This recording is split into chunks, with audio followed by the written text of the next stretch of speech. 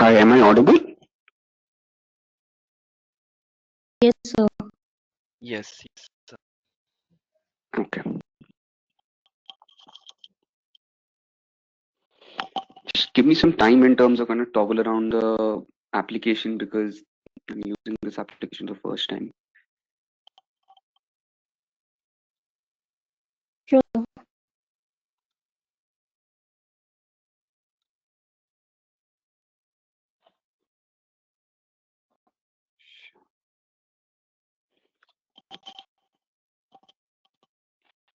We'll just wait for 2-3 more minutes for if to see if anyone else will join. Then we'll start the session. Sure.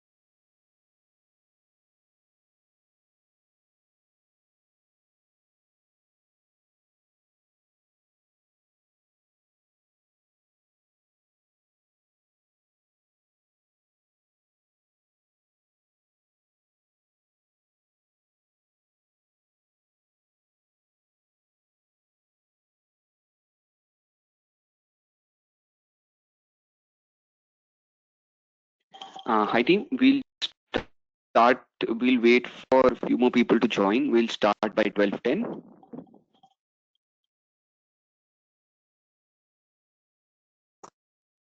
Sure, sir. Okay, sir.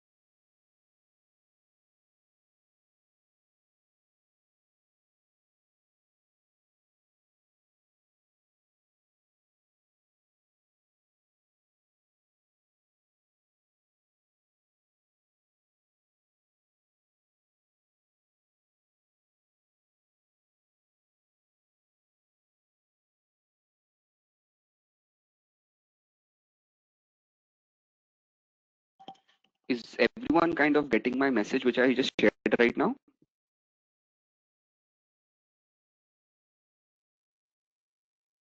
Yes. Okay. We'll wait for 2 more minutes, then we'll start.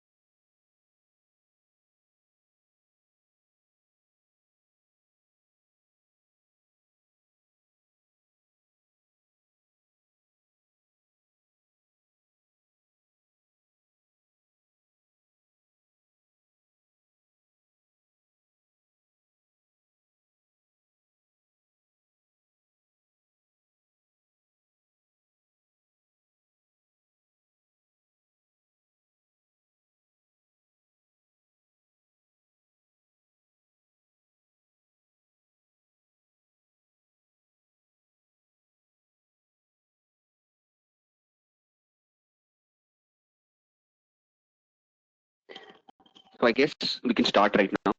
It's already 12:10. And good afternoon, everyone. I'm Arunangshu Adhikari. I work with KPMG as an assistant manager. And KPMG, in association with Thematicus, is organizing these trainings. Today's training is going to be about introduction to ratios.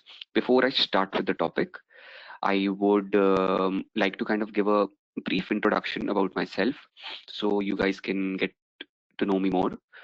I am a chartered accountant. I have been associated with KPMG for the past approximately 3 years. Before that, I was working for General Electric, and I qualified my chartered accountancy in November 16. And since then, I've been to this profession, and basically my expertise are in financial reporting, uh, financial statement analysis, controllership, and technical accounting advisory. So that's what we are. So we're going to have a session ranging for 4 hours, and we will have two 15-minute breaks in between.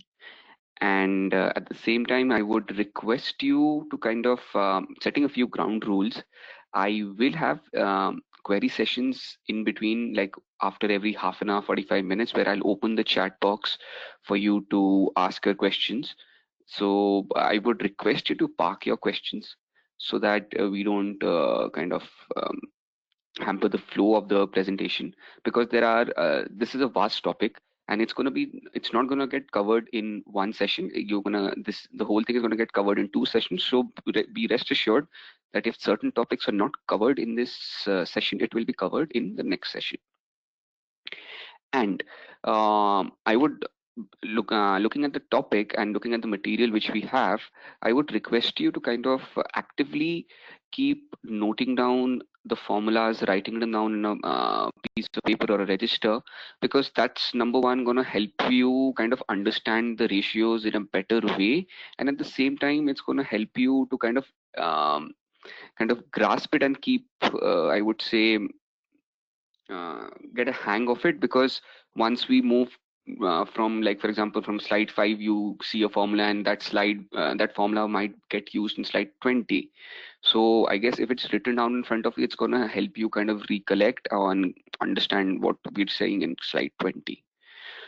So starting with that, I would kind of request, like we have around good amount of participants right now. So yes, thumbs up, something like that on the chat box, so that I know that everything, all the logistics, and you're well awake.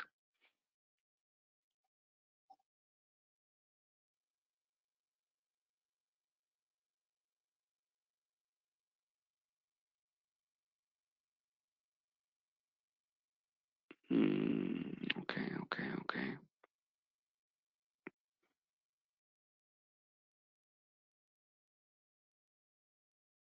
Nice, nice. So it's good. Let's start.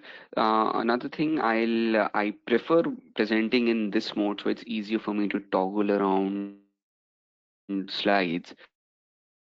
But if anybody has an issue in terms of looking at the font or something, do let me know so that I can increase the font or something like that, or make it a full screen presentation mode.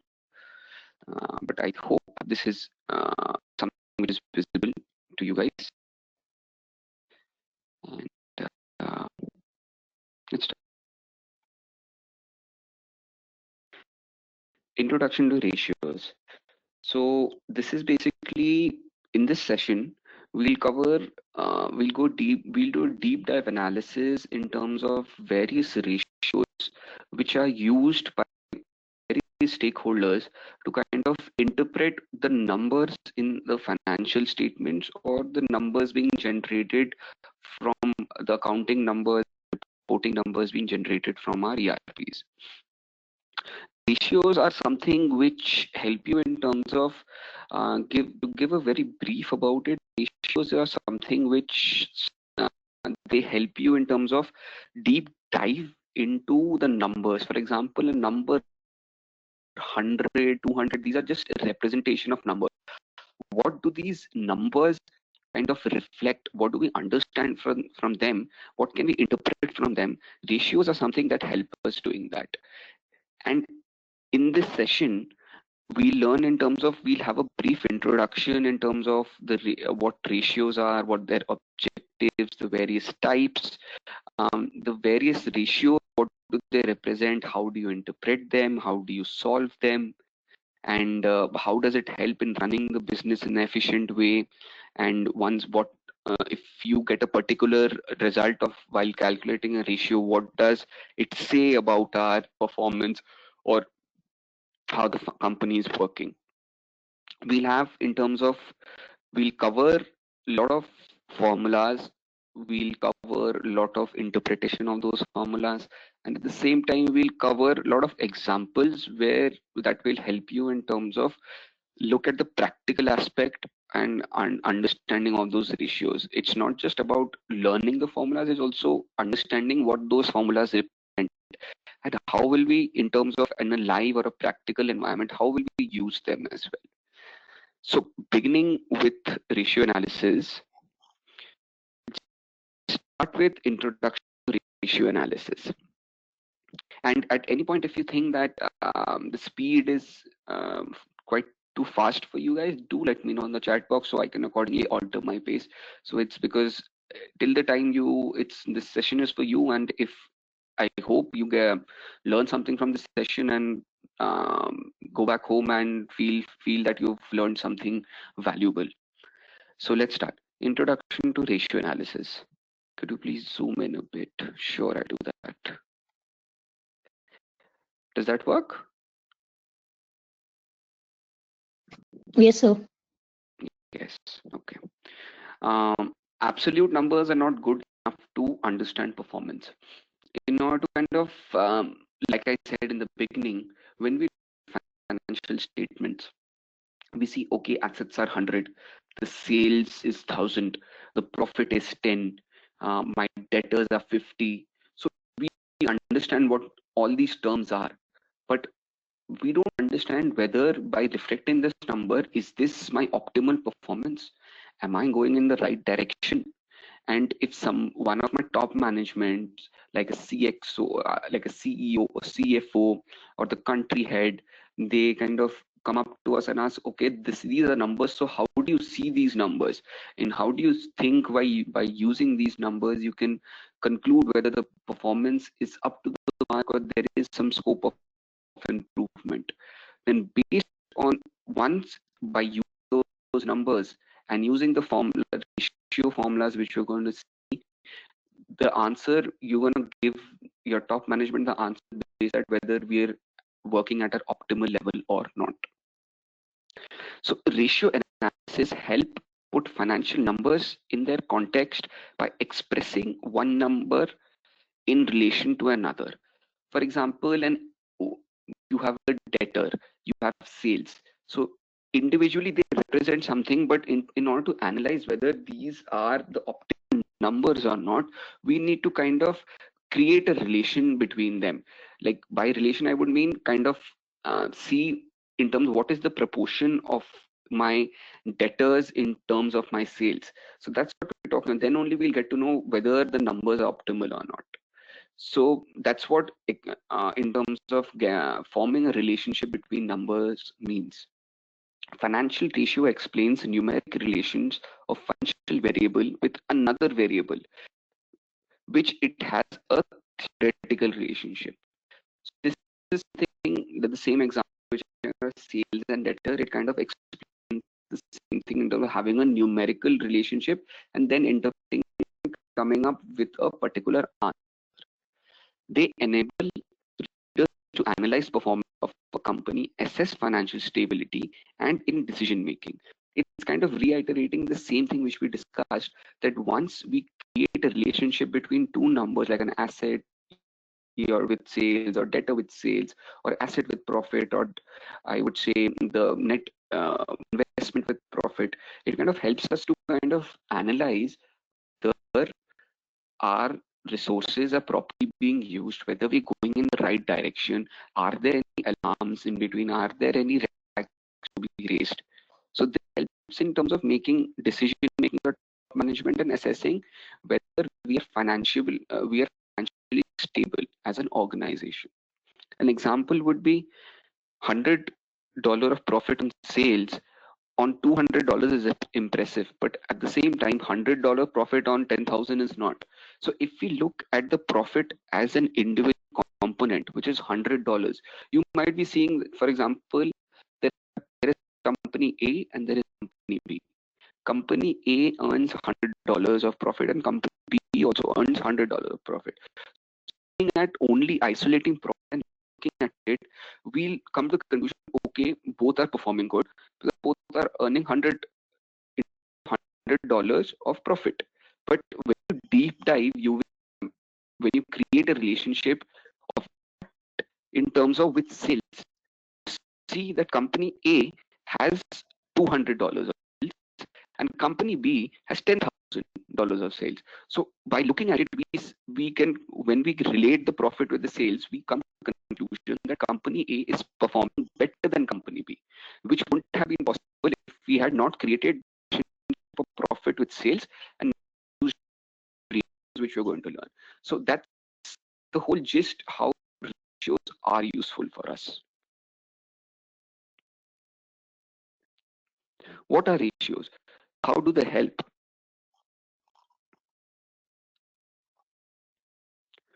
Form what is ratio analysis?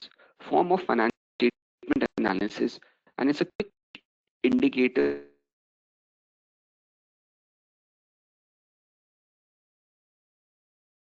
of company's financial health. Who use these ratios? So we have three stakeholders here who use ratios. Although these are not, this is not an exhaustive list, but these are the key users of ratios. Number one are managers. Number two are credit analysts, stock analyst.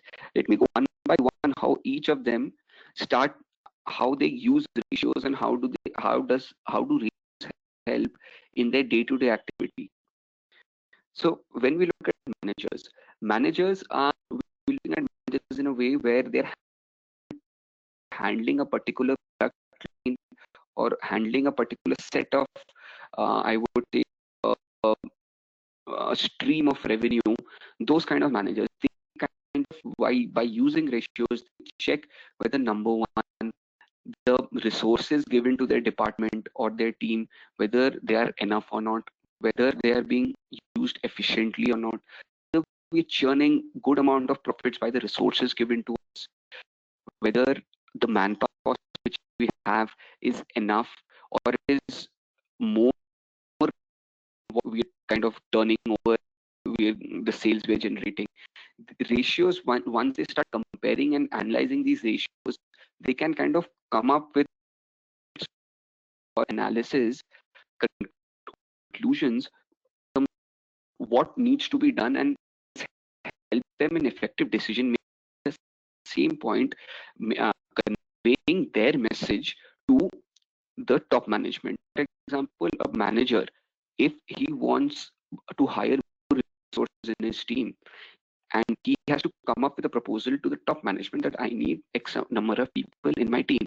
So top management will counter question, okay, why do you need it? Show me the numbers in terms of using the numbers, tell me how is it required. They kind of let see that this is the amount of turnover we're generating, this is the amount of efforts, percentage of effort, this is the employee cost we have.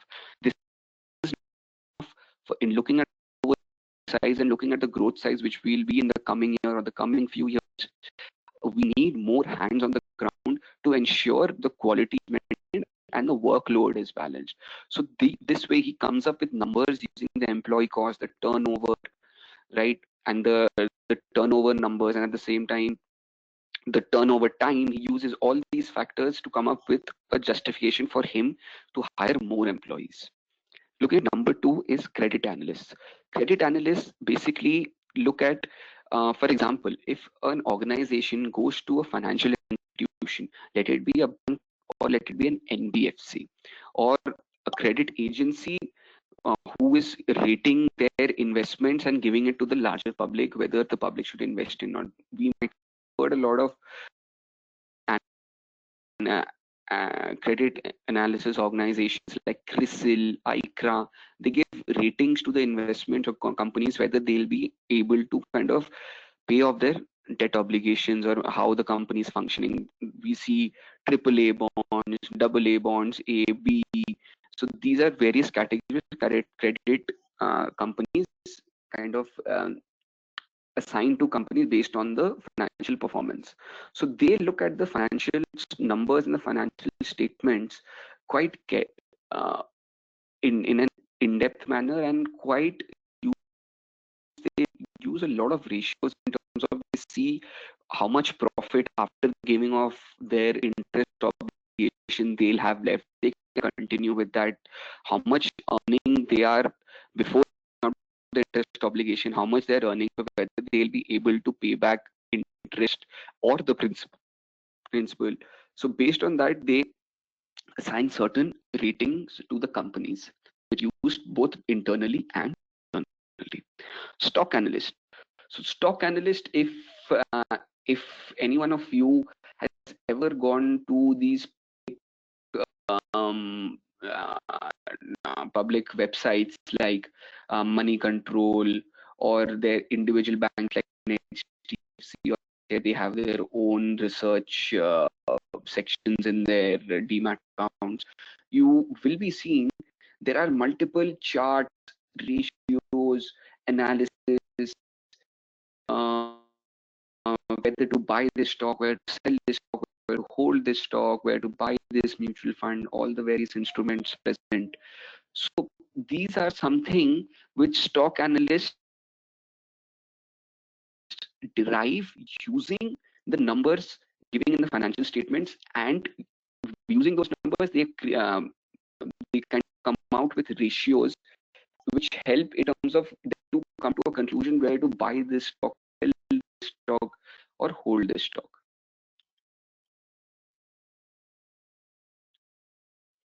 Why we use ratio analysis? Similarly, in terms of the example which we had in the previous slides of a company A earning a profit of 100 rupees on a sales of 200, and a company B earning a profit of 100 rupees on a sale of 10,000. So it kind of um, concludes the fact that absolute numbers are not good enough to understand the performance.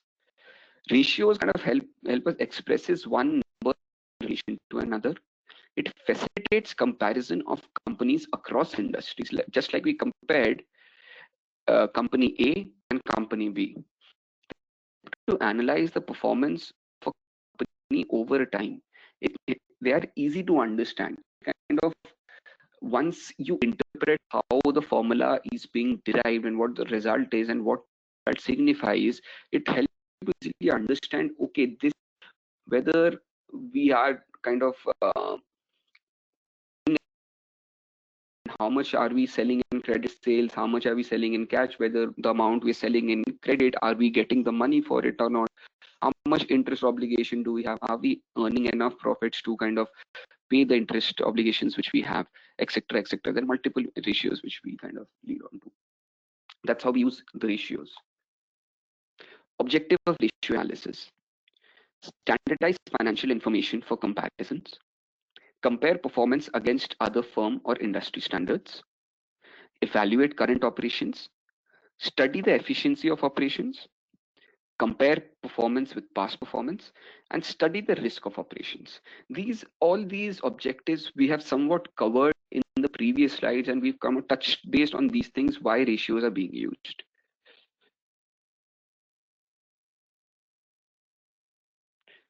I would request you to kind of note this slide because it helps you to kind of create a mind map of how, in terms of what areas are, what categories of ratios are there, what are the subcategories, and the moment we start covering one after the other, you can keep ticking them down so that we know, okay, we covered these ratios. This is profitability, activity, liquidity, solvency. I'll give you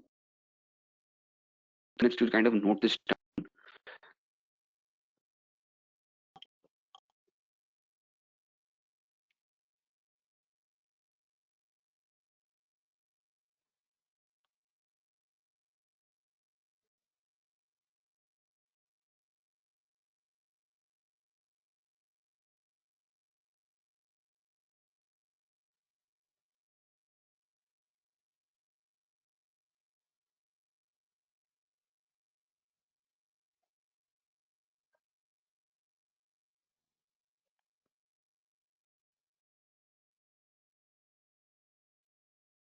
Once you're done, can you just on the chat box just write it down, done, yes, or something, so I know I can move on.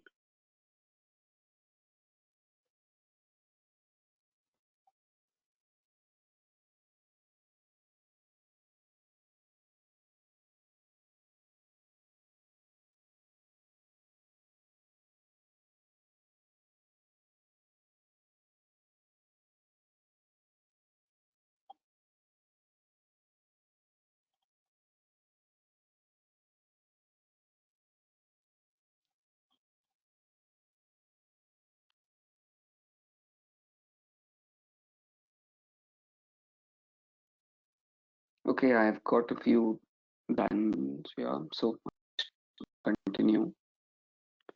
Okay, so looking at this slide, ratios are bifurcated into four categories.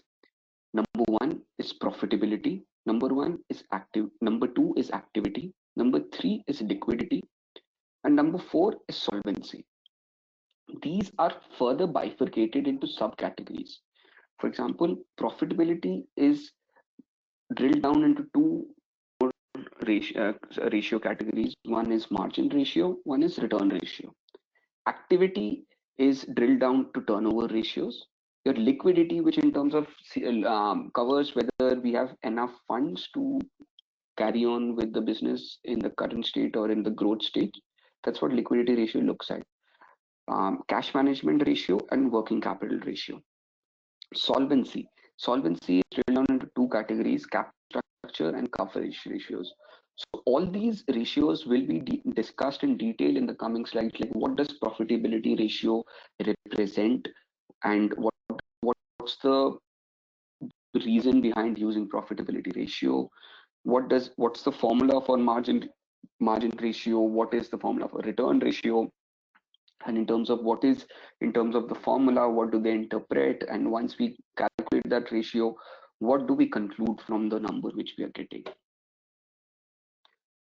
Starting with profitability ratios. The first category of profitability ratio was margin ratio. Margin ratio relates to profits to its sales and reflects the amount of sales that is realized profits. So in a nutshell, it basically tells you if you're doing if you're achieving a sales of 100 rupees, how much of that 100 rupees are you earning as a profit? So margin ratios kind of help you understand if you're are we generating enough profit from our current level of sales, and is it enough or not? I just give me 2 or 3 minutes. I'm right back.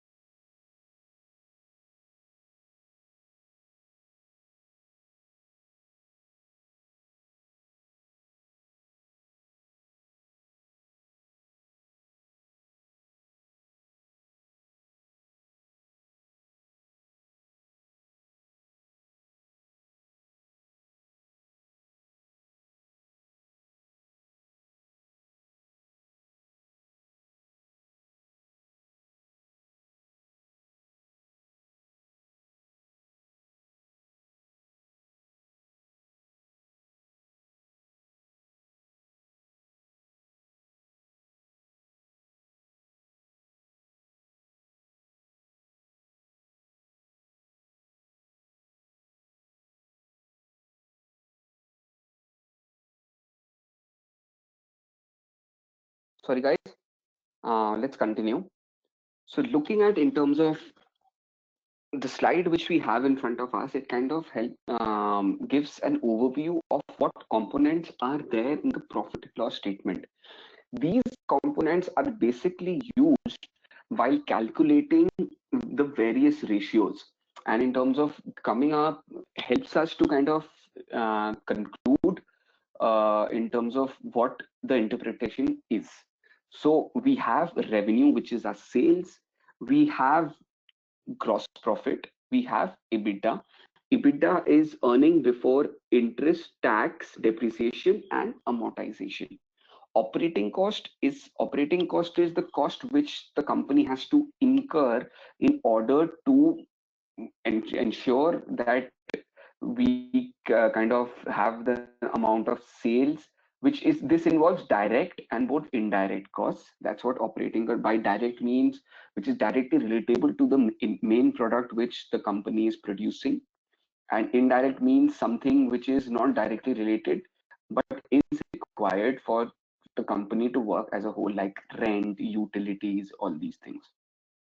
EBIT is earning before interest and tax, and EBT is earning before tax, and PAT is profit after tax. So these elements are will be used on various stages in the coming slides to calculate various ratios.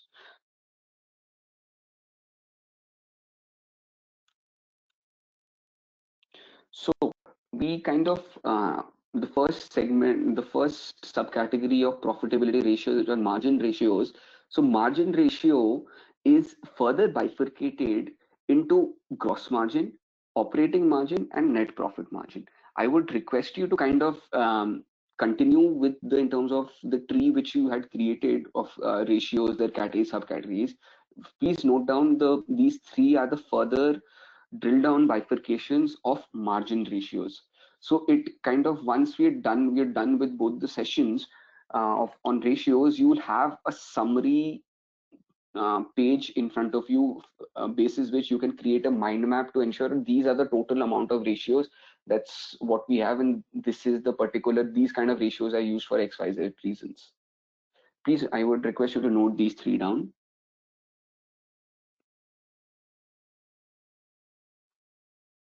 Ensure you're doing it in the same page so that all the ratios are covered in the same page and you have a summarized visual of it.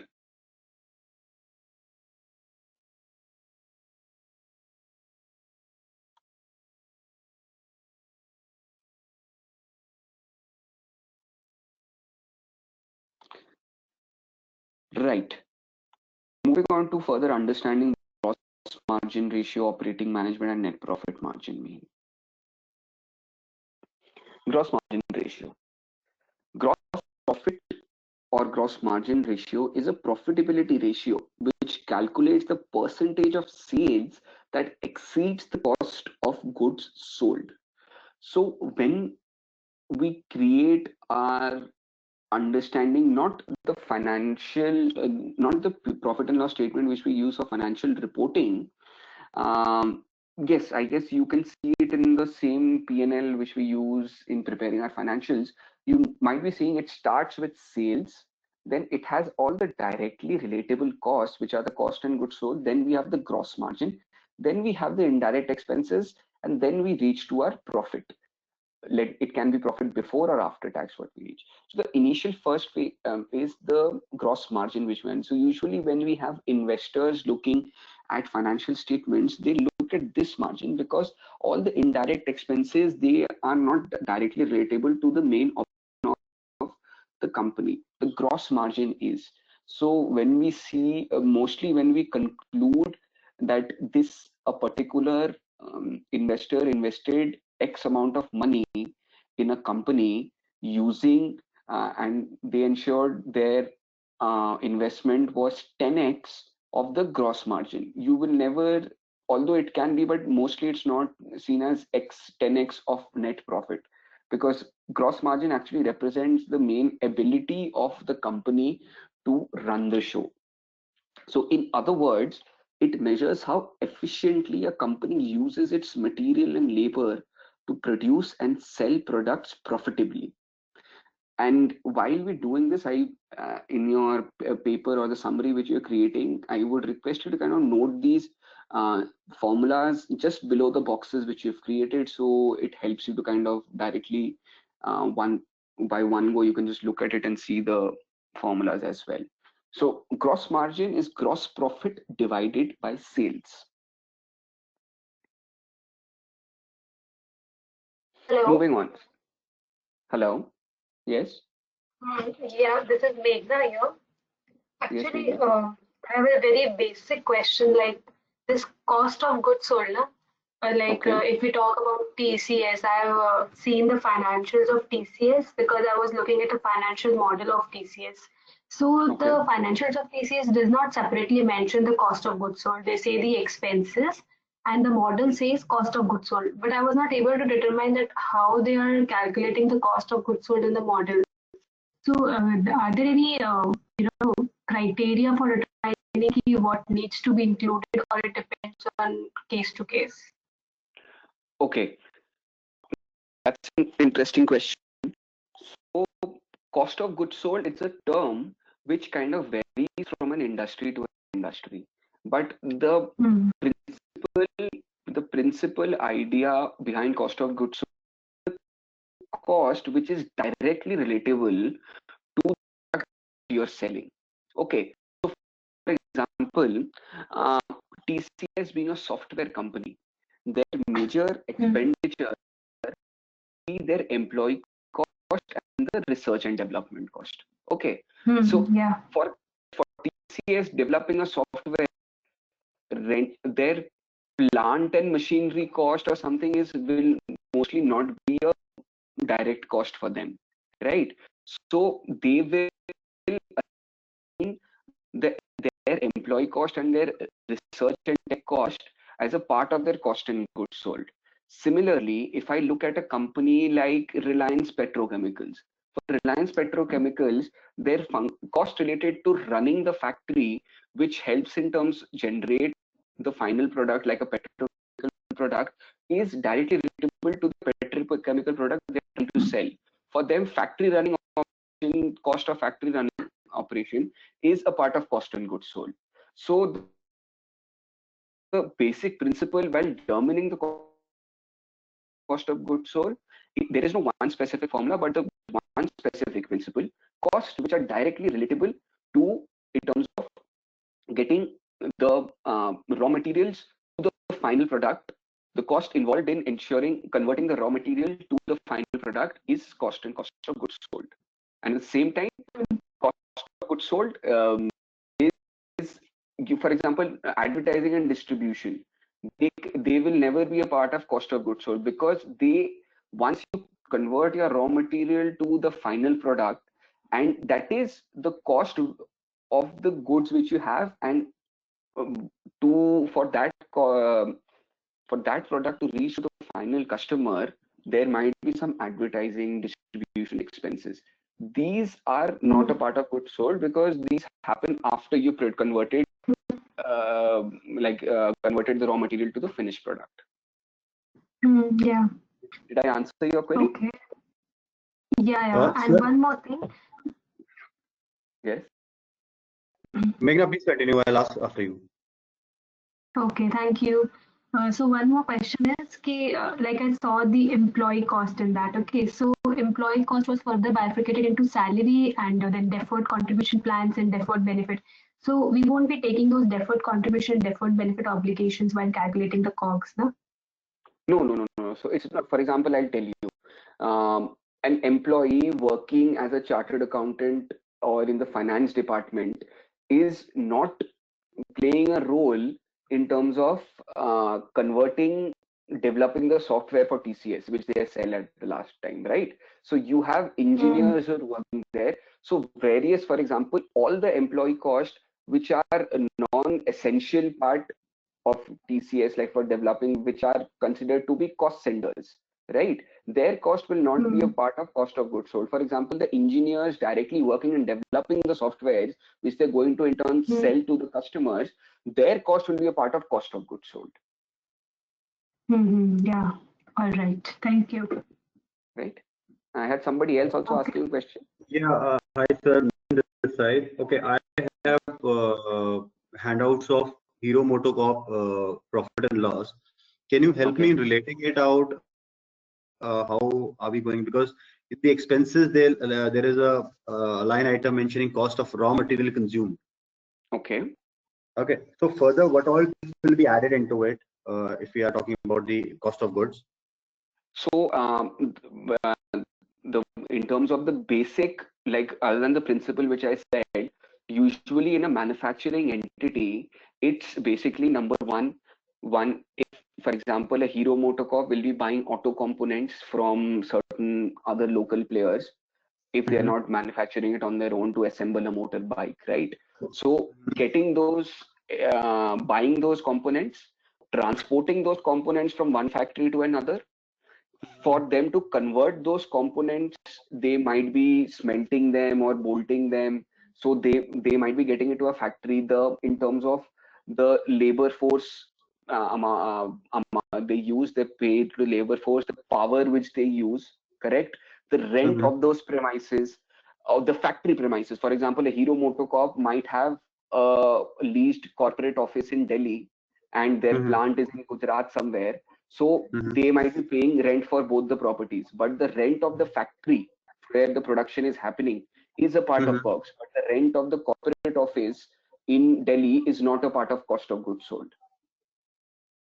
Okay, what they are mentioning is like if we take the expense head, so they talk about raw materials, they are talking about the inventories and finished goods, employee benefits.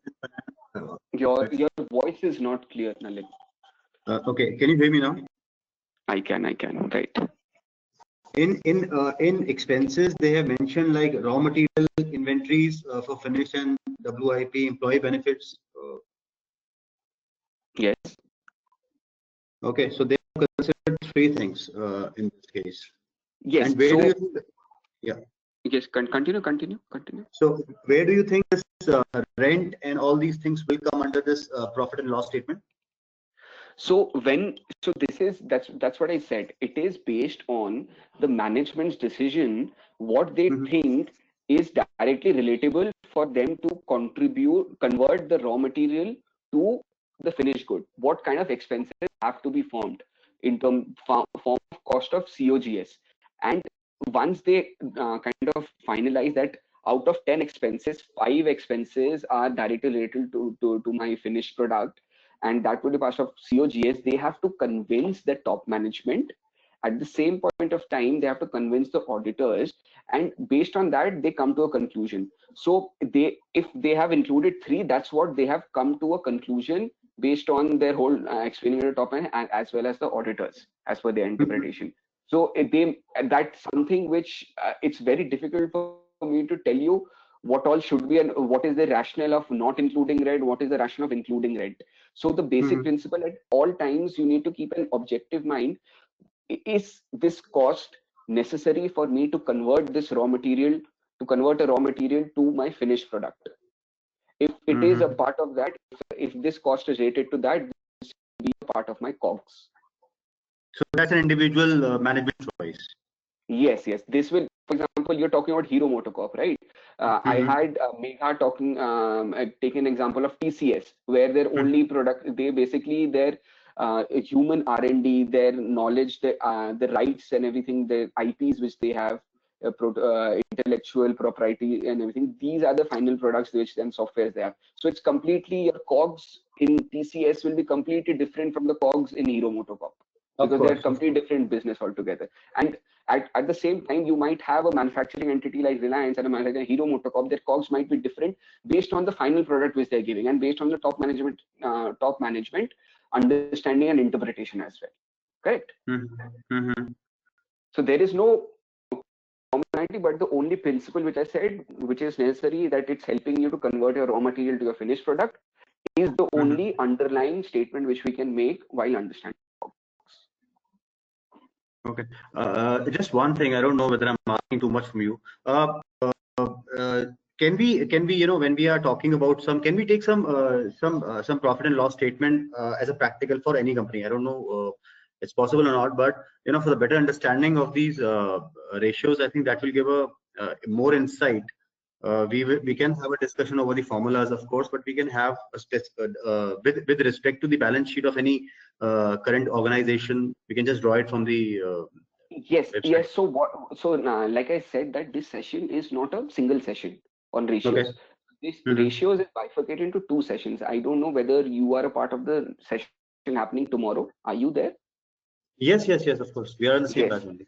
Yes, the same batch, right? So there we have another presenter coming in. So where I leave today, because there, if you can see at my screen, there are 170 slides, and there's another Mhm. deck as well, which we need to cover in the 2 days. So where Mhm. I interpret looking at the time restrictions, I finish here.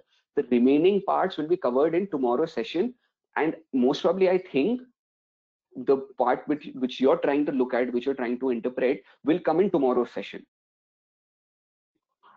Okay. Okay. So right now we are just covering the first session will be covering the basics, and tomorrow's Mhm. session will be more towards detailed understanding and detailed interpretation using financial statements. Okay, that makes sense. Right? Sure. Yeah. Sure. So the thing is, I addressing to everyone, I have scheduled a 15-minute break from 1 to 1:15, and I have 10 minutes on my clock to 1. Do we have any more queries which I need to address, or I can just go through a few slides and take a break at 1 o'clock? Somebody can come up with the chat box or open their mic for any queries, so I can just start the other topic.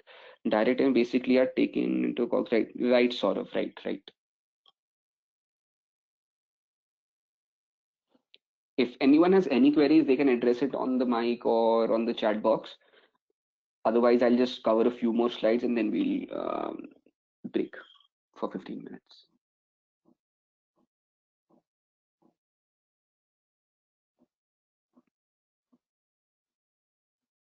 Okay.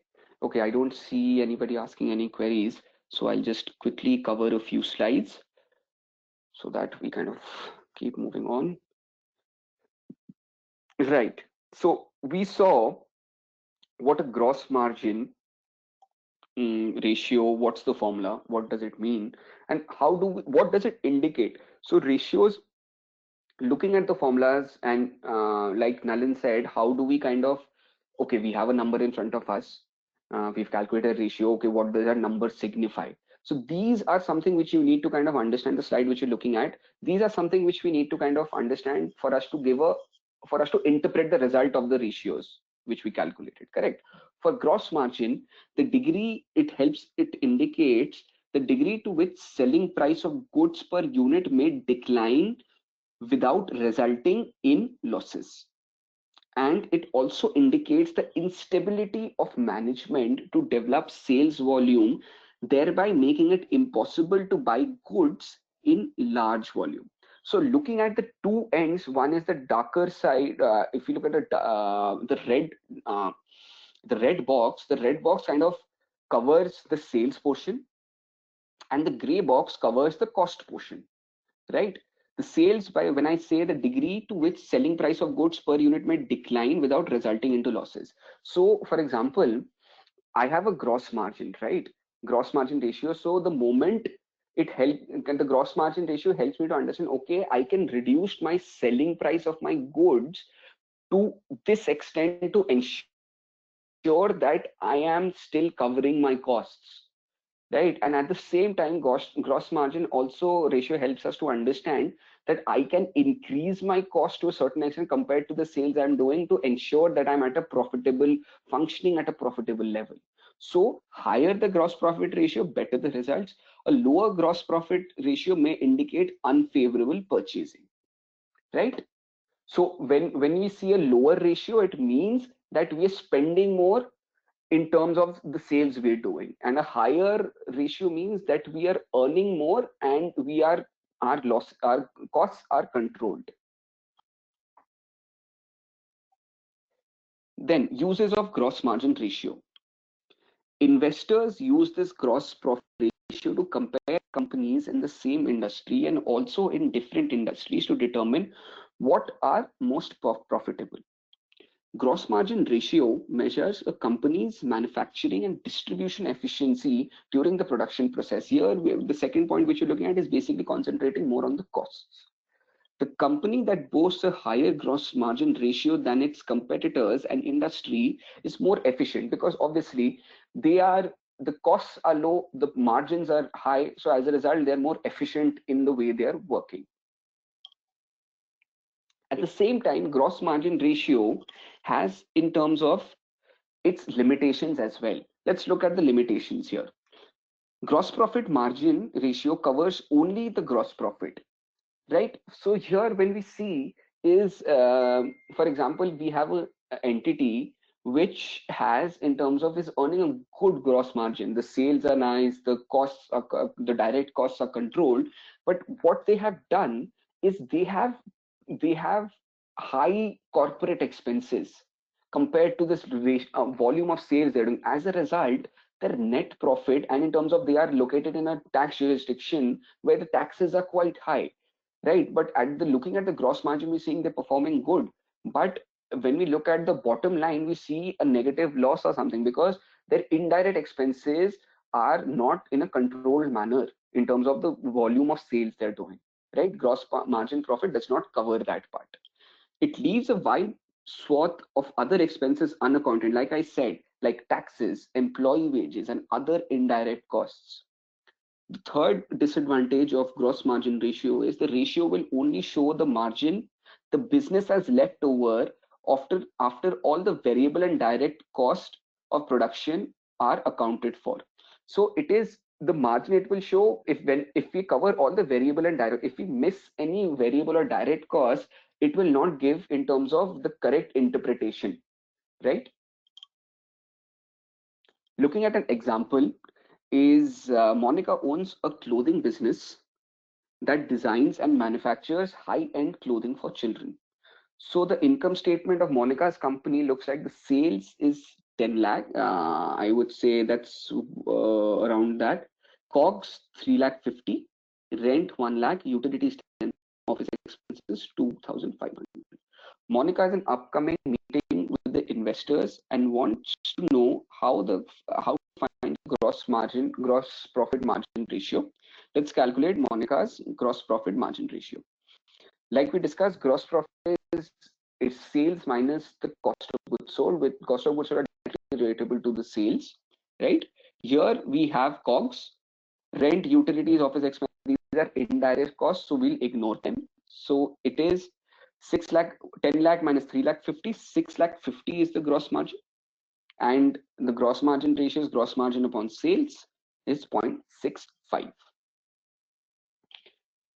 Okay, we will cover the remaining portion of like operating and net profit ratio after the break. So we have touched one. So let's have a quick 15-minute break, and we'll move on to the counting ratios as well.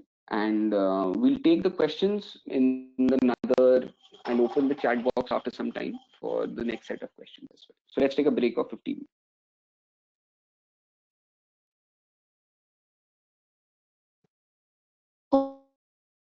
Okay, sir.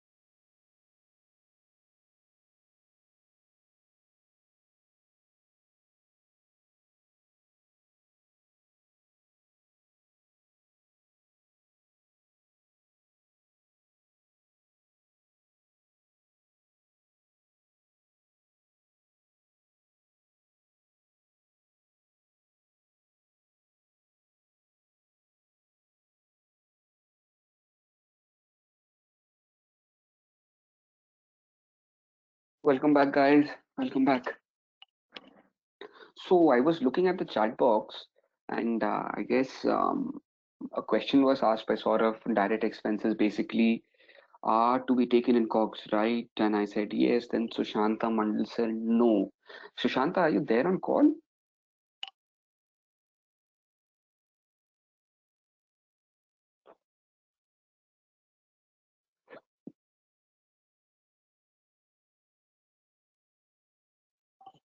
Hi, Sushanta, are you there on call?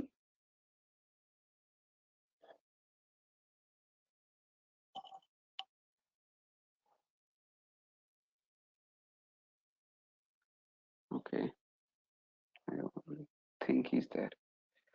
Okay, so if you guys have joined, I guess it was his reply to. Okay. Sure. Thank you, Khushbu. Thank you for the clarification. So if you guys have rejoined, then a yes, thumbs up, or an okay on the chat box would help so I can start. Yes, sir.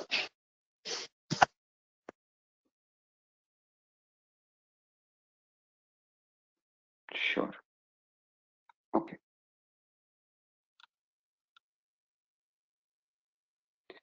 Okay. The next ratio under margin ratio is operating profit margin.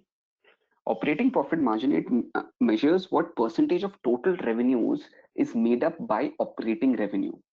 In other words, the operating margin ratio demonstrates how much revenues are left over after all variable and operating costs have been paid.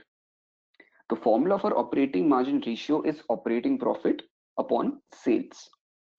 Additionally, it shows the portion of the revenue which is available to cover non-operating costs such as interest expenses.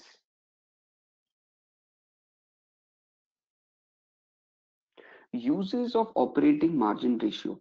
Used to analyze, the first use is helps investors to take a closer look at how strong and profitable a company's operations are. It helps the investor kind of to understand whether we are earning enough through our operations to sustain or achieve the goal for which the company was established. So at a lot of times we might be looking at the profits are quite high, right? But still, there's an understanding that the company is not performing up to the mark.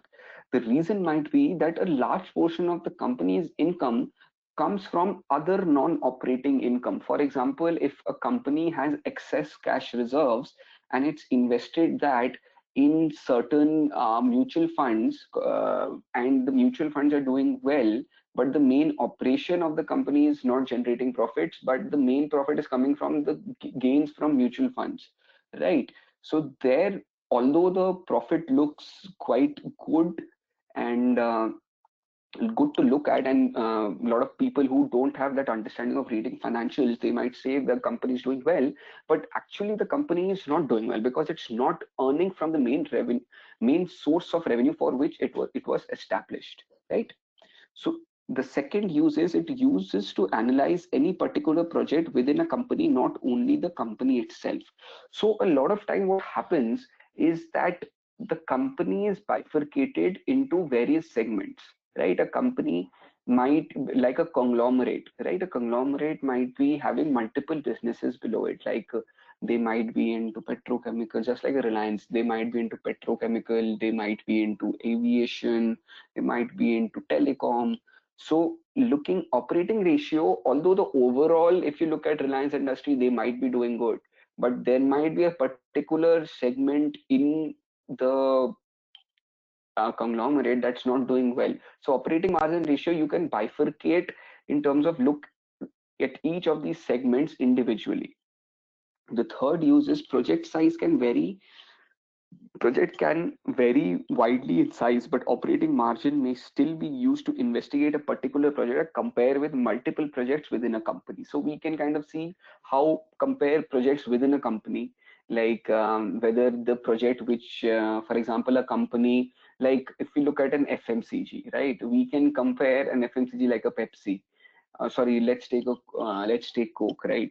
Coke has Minute Maid as a product, and at the same time it has their fizzy, the main Coke brand, which the with the red covering, the Coca-Cola, the cold drink.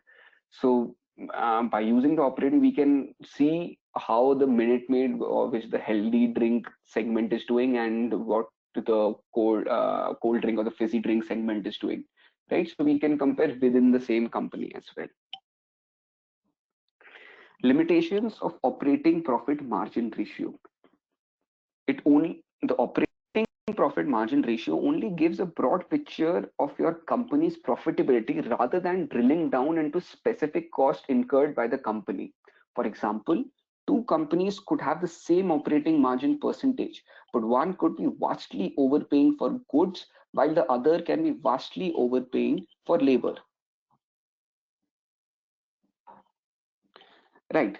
If we look at the example in front of us for operating profit margin ratio, so Christie reports the following numbers on her financial statement. Christie owns a jewelry store and sells customized jewelry all over the country, right?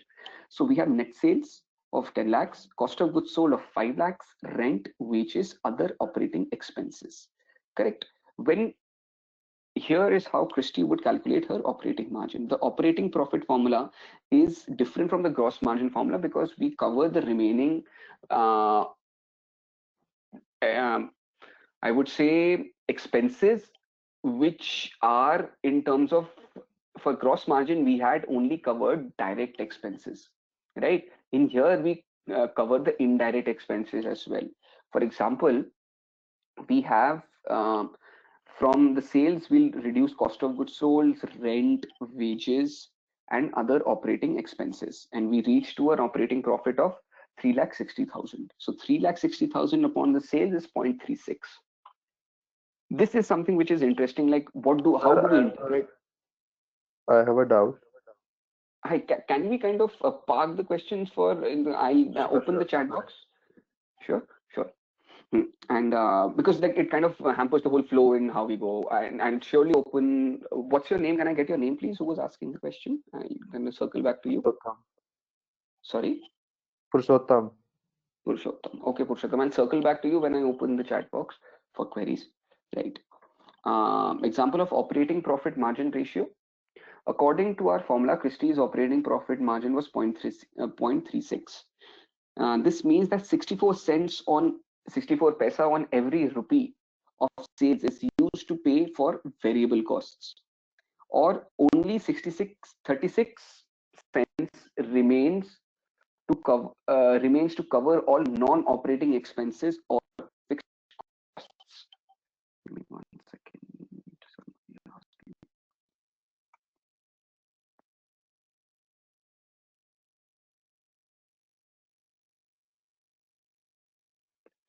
Right, I'll answer all these queries. Just let me go back, we'll cover the few slides. Net profit margin ratio. The net profit percentage is the ratio of after tax profits to net sales. So I guess a few queries which were addressed in the chat box should be answered with this.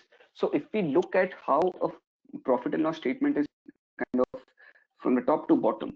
So we start with sales, then we have cost of goods sold, which include all the directly relatable costs to convert the raw material to the finished goods. We reach to the gross profit, and based on gross profit, we calculate the gross margin or gross profit ratio.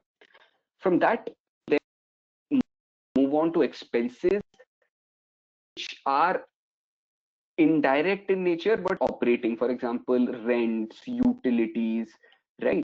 So from there, when we reduce from the gross margin all operating costs, right? All operating cost, we reach to net operating profit, right? And based on that, we reach to the operating.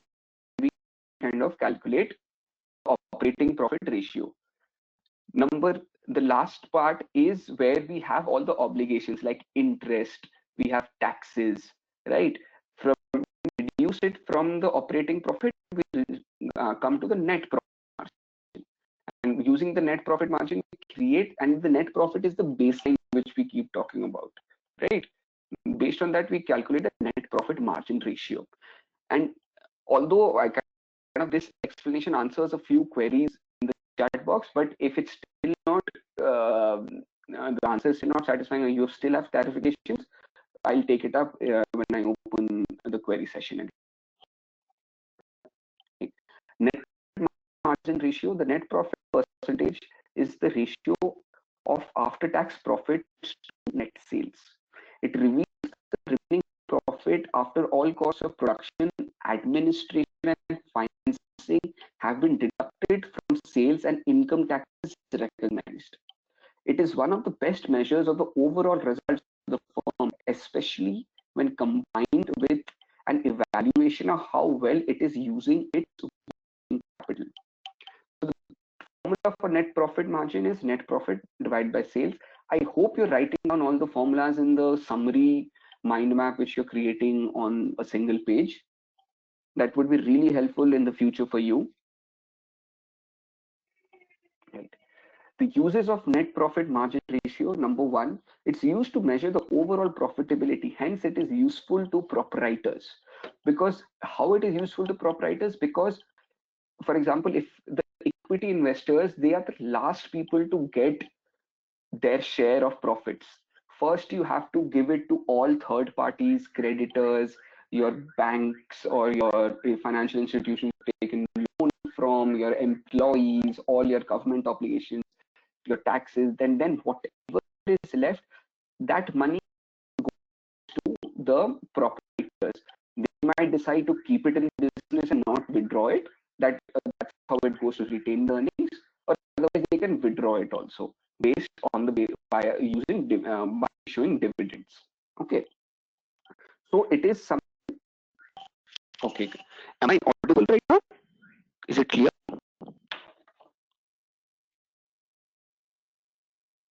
Yes. Okay. Okay. So it's a very important measure for proprietors to understand whether the company is doing well or not. The ratio is very useful as if the net profit is not sufficient, the firm shall not be able to achieve satisfactory return on the investment. By investment, we mean the equity investment which the owners have put in. It is also used to compare the results of a business with its competitors. Right. It's a common base, like you can it's something which helps us to compare the performance of two companies.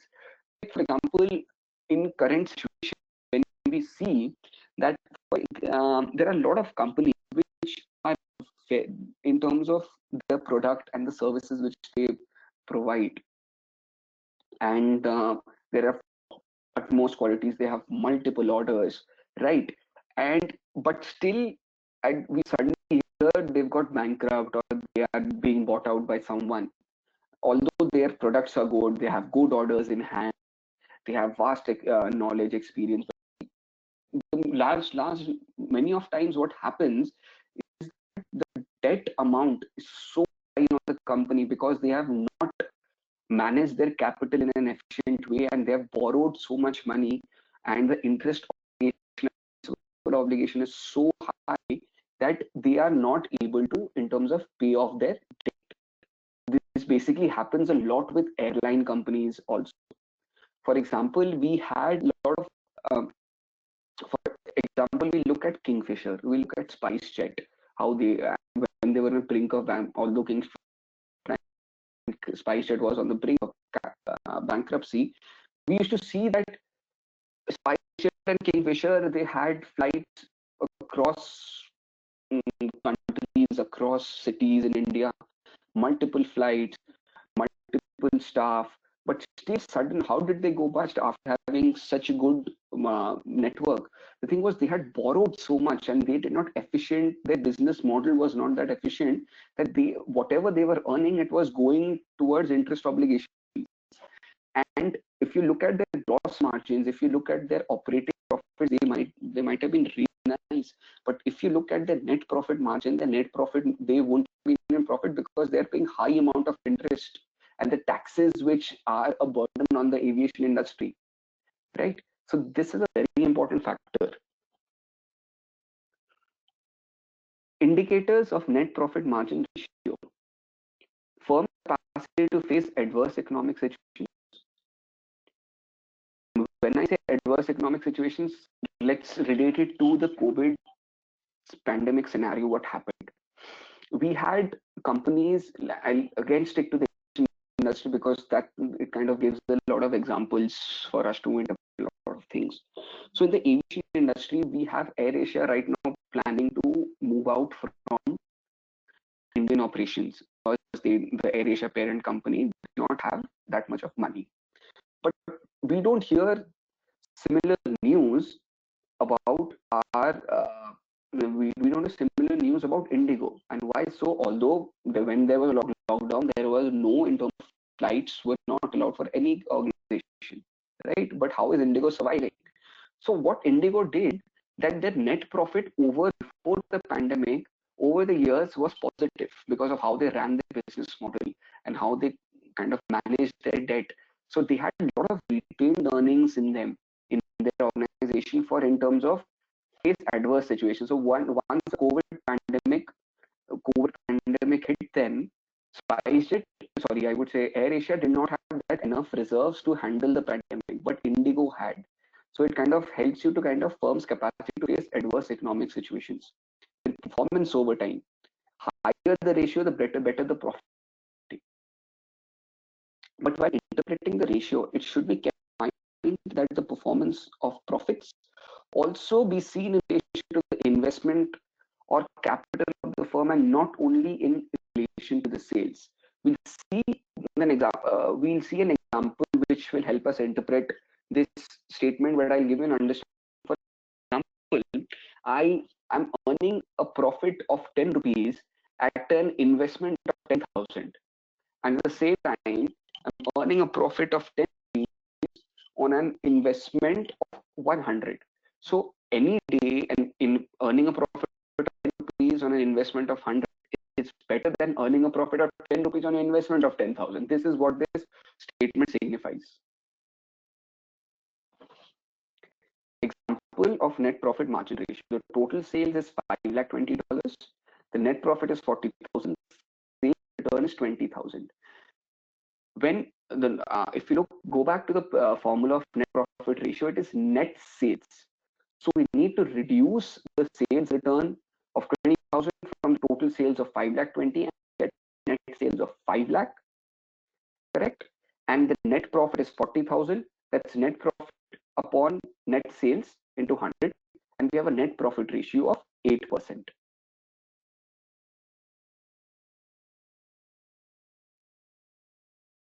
Profitability ratios, return ratios.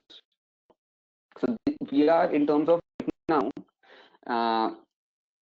moving on to in terms of we've covered the margin ratios. Margin ratios, we covered gross margin, operating profit, and net profit.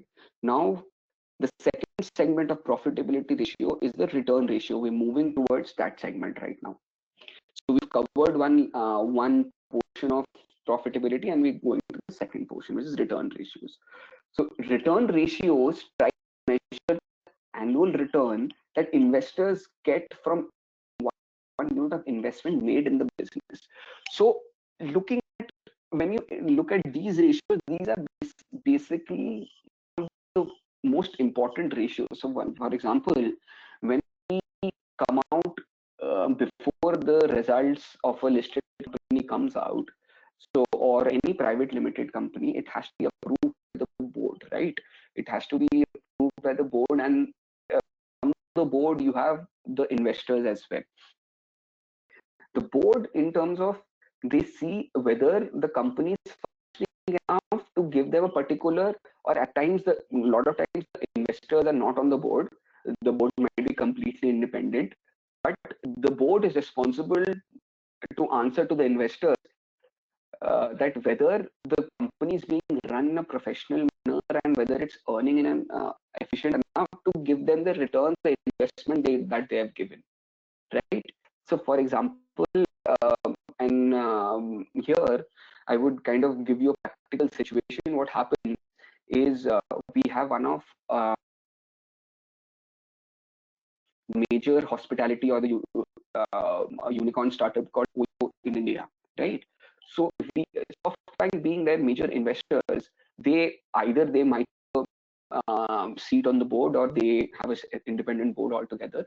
But at the end of every term or whatever the cycle they have determined, the board gives answers to the investors. Like the Oyo board goes up to SoftBank and says, okay, this is this amount you invested, this is what we earn, this is your return, this is when you will break even, and in as per the sales we are doing and as per the growth. So there is a liability of the board to give an answer to the investors that their money is being used properly.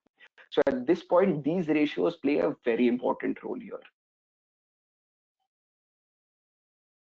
Right, return ratios. If we look at the example, the interpretation which was given in terms of, we not only just look at the return which we're getting, we also need to compare it, establish a relationship with the amount of investment which was invested to earn those returns. For example, I earn 50 in terms of I earn, let me kind of check this example as well, right? It's a common misconception that the higher the profit means the company is better than the company with lower profit. Considering the following scenario where the company A earns 50 rupees in profit while company B earns 100 rupees in profit. However, the equity investment in company A was 50, while that in company B was 1000 rupees. Which company is better off? Like we said, company A is obviously better off because of, in terms of ratio of the profit to the investment is better than the ratio of profit to investment of company B. Guys, give me 1 second, please.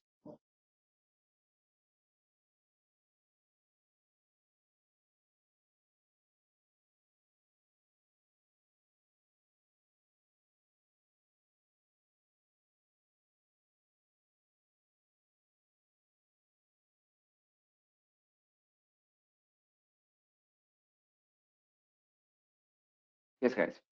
Uh, right. When we look at in terms of when we drill down the return ratios, it's drilled down into three parts. One is return on assets, one is return on capital employed, and one is return on equity, ROE, ROCE, ROA, the abbreviations for all this. Like these kind of in terms of getting either understanding whether the capital invested in the business, the total investment, whether they are being used in efficient manner and whether the investors will get the desired amount of profit from their investments. The first part is of return ratio is return on assets, or ROA as we say it. Return on asset is an indicator of how profitable a company is relative to its total assets, right?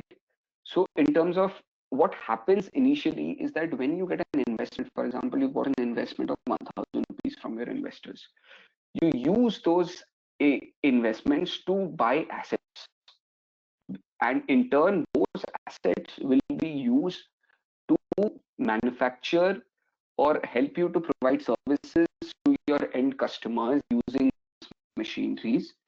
And in terms of and that's how you're utilizing investments, correct? So ROA helps you whether the profit you're generating justifies your utilization of investments to buy assets, correct? Number two, calculated by dividing a company's annual earnings by its total assets. ROA is paid as a percentage. Number 3 point is ROA gives an idea as to how efficient management is assets to generate earnings. Obviously, in terms of if you using that 1,000 rupees, you bought certain machinery, you bought an office, you've got leased an office, you bought certain, I would say, other vehicles for other purposes, right? Whether those assets are contributing, generating enough profits or not. That's what this ratio helps us to understand. The limitation, it does not take into consideration borrowed capital. The success of a large company will often depend on a combination of debt and equity financing. Right? So if we look at in terms of, they look at only the asset side angle of it, like the profit compared to the assets, right? But don't look at the debt part of it, the liability side, which is a major miss here. Because in today's environment where it's considered, like for example, a lot of investors, in situation which are coming to startups and everything, is that investors are saying, if I contribute 100 rupees to your company, the management has to borrow 100 rupees from the markets as well, from the financial institutions, so that the investors protect themselves.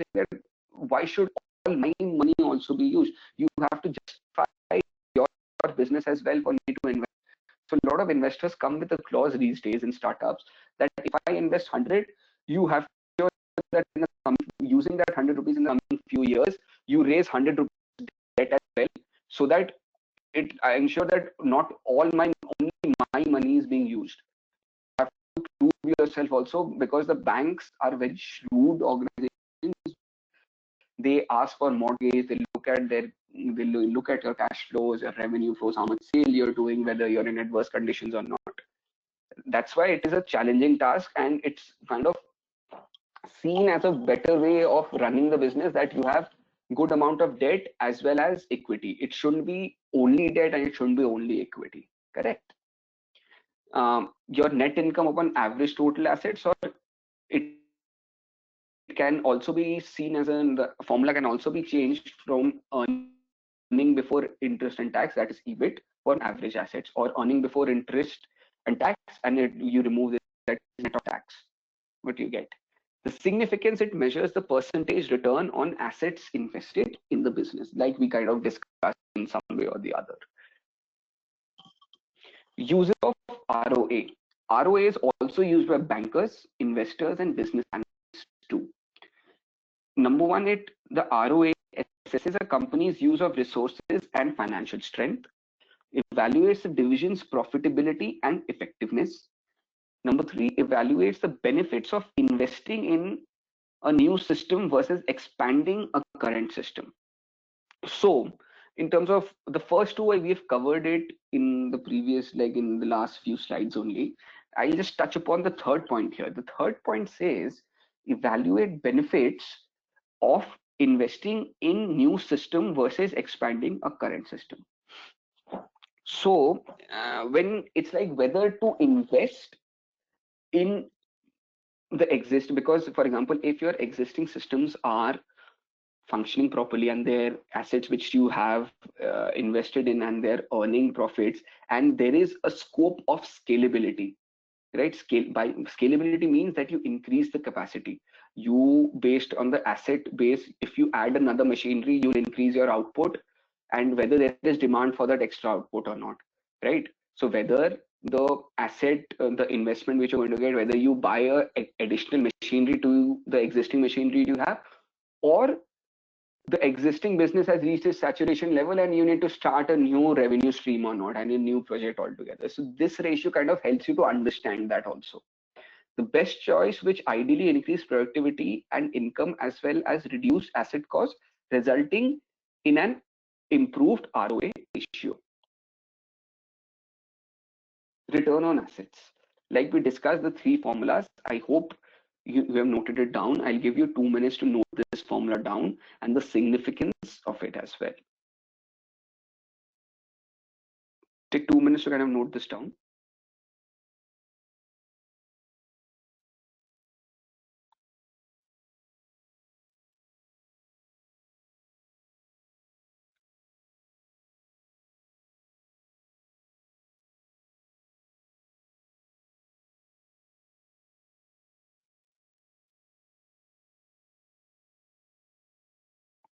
Once you've noted this down, please write on the chat box, then I can move ahead.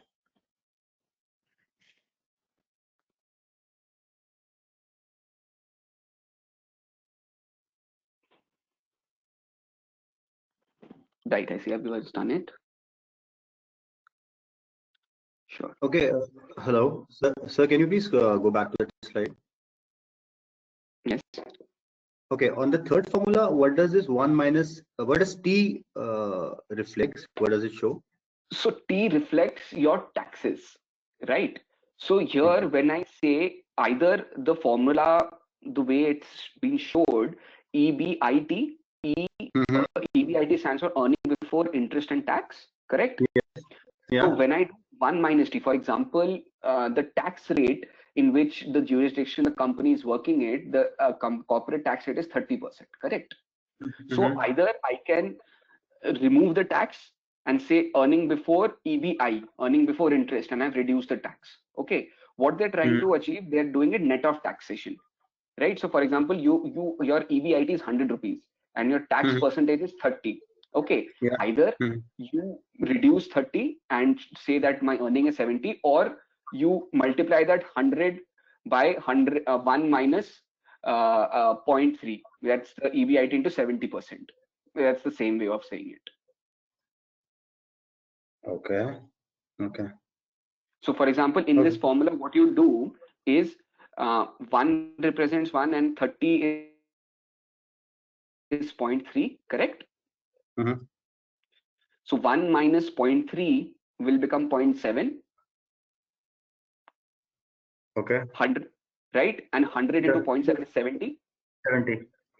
Yes. So the whole part here, when they say, is looking at earning before interest but after tax. That's what the third formula represents. Okay. Okay. Right.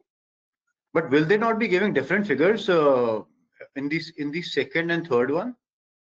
If I talk Yes. about a common balance sheet, common P&L, they'll So be giving different results. Yes, they obviously they will give different results, because the second one is gross of tax and third one is net of tax. So that depends what the front person. A lot of times, what happens, tax plays, for example, in India, right? India is always, when we constantly talk of ease of doing business, the companies, your foreign companies saying that the ease of doing business, the tax has to reduce. So a lot of top management, they want to see, okay, this is what is before tax, tell me what is out of after tax.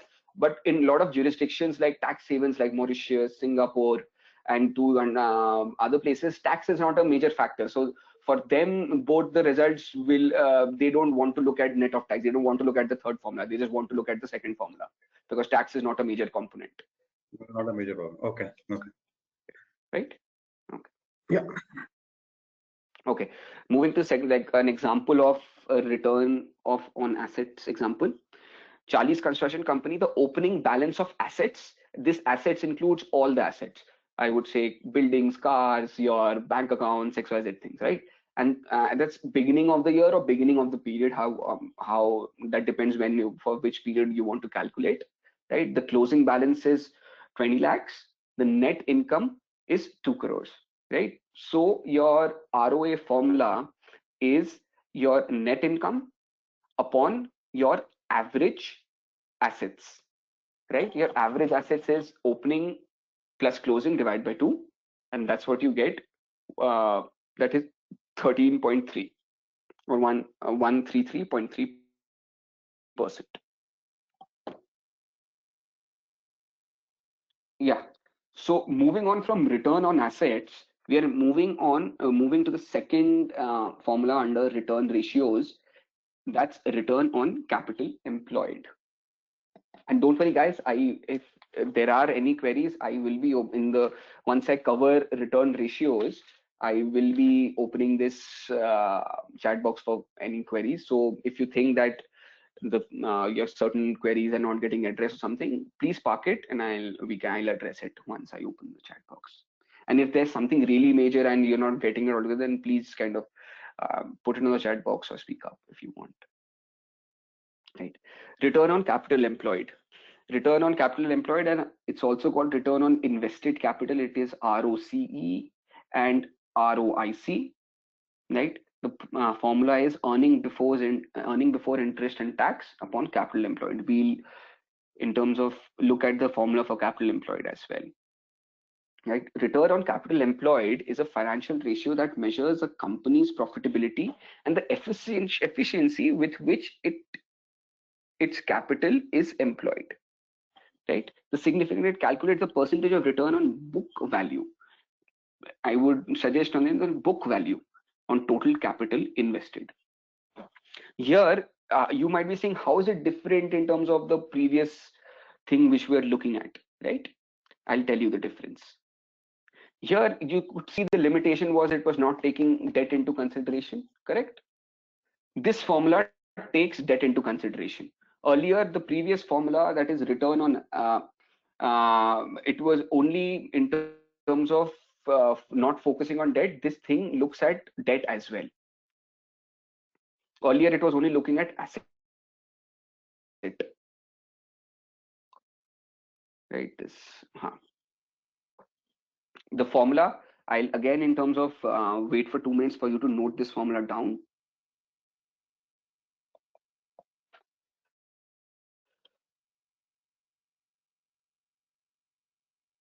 um that the query which you have put, that depends on the numbers and how it is placed, I would say.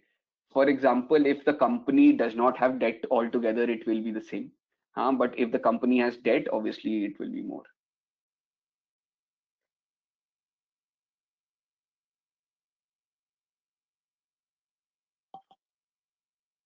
Capital employed, if you look at, I'll again come back to the formula. It is earning EBIT upon capital employed. Here, if you look at the denominator in the formulas, you can see the two formulas for capital employed here. One is total average of total assets and current liabilities, or average of debt and net worth.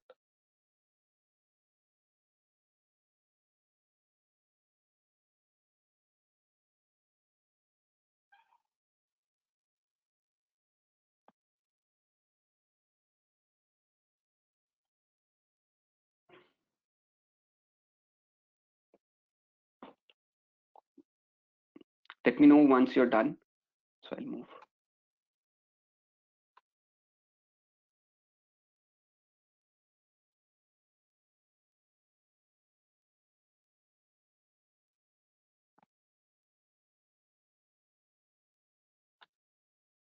Done. Okay.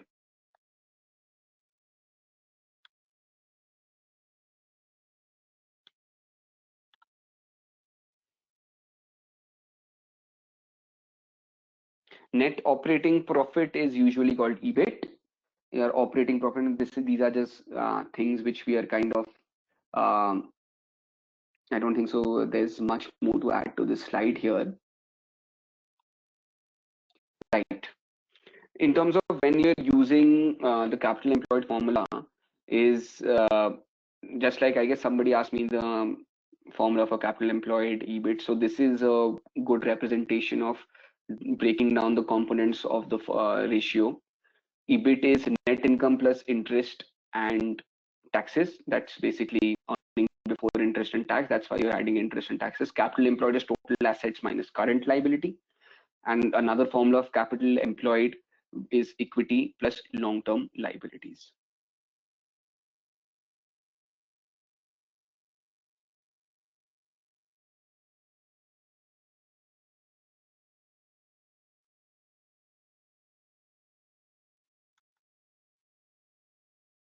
Right. Uses of return on capital employed. ROC is useful when comparing the performance of companies in capital intensive sectors. By capital intensive sectors, we mean companies where a lot of investments happen. For example, a manufacturing company.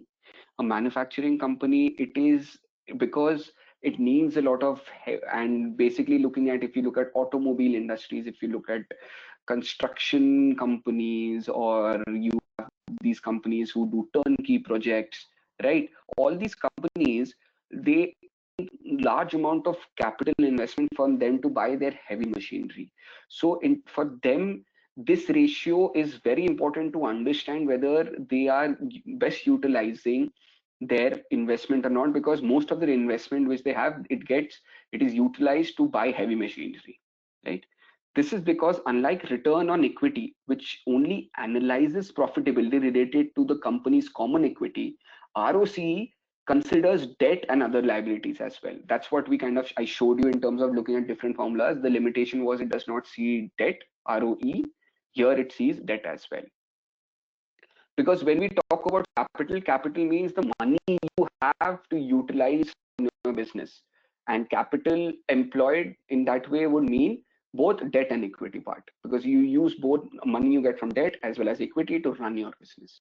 This provides a better indication of financial performance for companies with significant debt, because the more the debt by using this formula, you'll be able to see if a company in terms of is it is taking large amounts of debt, right?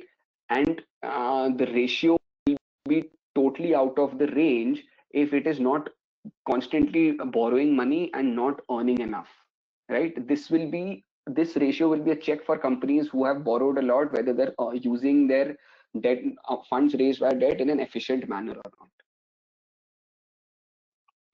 Limitation. One limitation of ROC is the fact it does not account into depreciation for the depreciation amortization of capital employed, because capital employed is in the denominator. A company with depreciated assets may find it ROC increase without any actual increase in profits. So here, for example, I see, because we are not taking the depreciation into consideration, we are only taking the book value of my assets and liabilities. Okay, so for example, if I have my numerator is 100 and my denominator is 1000, okay, so I have a particular ratio here. But what happens is that if I reduce the depreciation, because that's our assets do get depreciated, this thing, the denominator might become 100 upon 500, correct? As a result, we are hampering the ratio there is a change in the ratio without any significant increase in the numerator, which is a very important aspect. Right. Coming to the last segment of return ratios is return on equity. Hi, sorry to interrupt. Could you please explain the slide 42 again, the depreciation part? I didn't really understand how it affects the capital employed. Okay, so for this, I'll go back to in terms of your formula directly. Right. So if you have a calculator in hand, do one thing is I have EBIT. EBIT is total assets minus current liabilities, right? EBIT divided by total asset by current. So let's fix your EBIT at 1000. Okay, right? Okay. And that's the numerator. The denominator is total assets by total liabilities.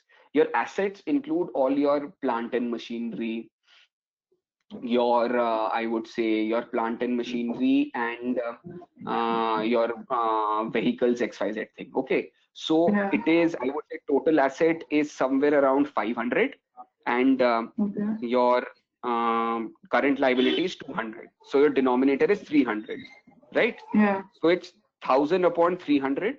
Yeah, right? Yeah.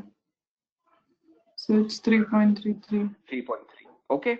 So right now, if here when we say total assets, they're taking the book value of assets, correct? They have not taken the depreciation of the assets or amortization of assets into consideration, right? Out of those 500 assets, which I say, if I depreciate that amount as per the depreciation rules, I have a 100 rupee depreciation. That 500 becomes 400 now. Okay, your denominator changes to 200. Right, and your ratio without any changing in the numerator becomes 1000 by 200. Yeah. 1000 by 200. 200. Yeah. So 5 is what. So you as per your interpretation, you were saying, okay, the ratio has improved, right? I mean, it must be that I'm performing well, but actually it doesn't. It hasn't. right? Because you're not earning, you're just reducing depreciation. You're earning, your numerator has not increased. Correct? Yeah. Yeah, that's the meaning of 42. Okay, thank you. Right. Coming to return ratio, return on equity.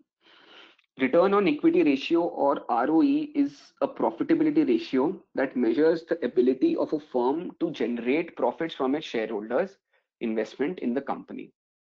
Right. So it is your share equity share capital.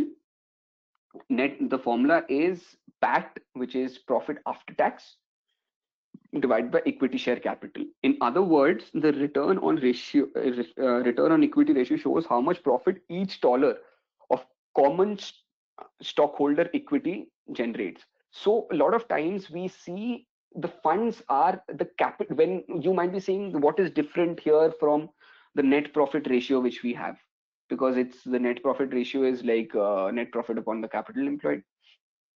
So here the difference is, a lot of times we have preference stock also in my balance sheet. My funds also, I issue preference shares, I issue equity shares as well, right? So in terms of when we talk about capital, capital includes both equity and preference shares. But when we look at equity, return on equity, we don't look at preference, we look at only equity shares, which is the common stock equity. So when this ratio is used to give an interpretation to how much the equity shareholders are earning. Correct? So that's the difference which we have from the previous ratio which we saw. The significance, it calculates percentage return on book investments of equity shareholders. I'm focusing on that word, equity shareholders.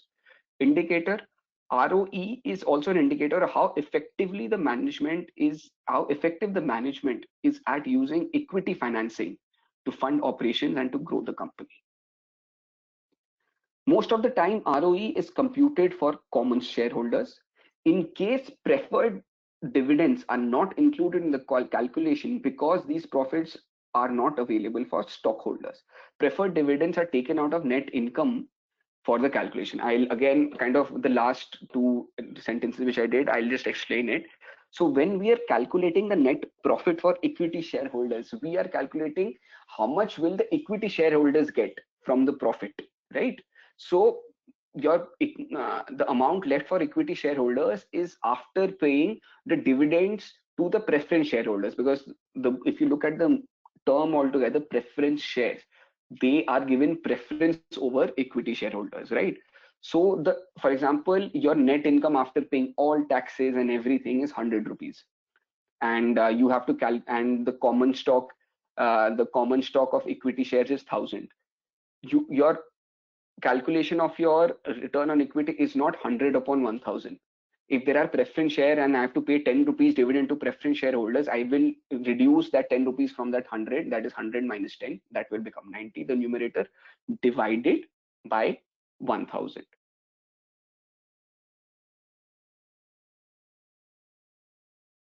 So this is just the formula, net income upon equity. Components of ROE. This we will be kind of, each and every component will be covered in the next segment, which is the DuPont chart. So the ROE is kind of bifurcated. How do we reach to the ROE formula? That's what we're going to see in the coming slide in DuPont, right? In DuPont, the DuPont formula analyzes, the DuPont chart kind of analyzes the net profit margin, the asset turnover, and equity multiplier, right? The operation efficiency comes from the profit margin, the asset use efficiency comes from the turnover of assets, and the financial leverage comes from the equity multiplier. Maybe one second, I just have a sip of water.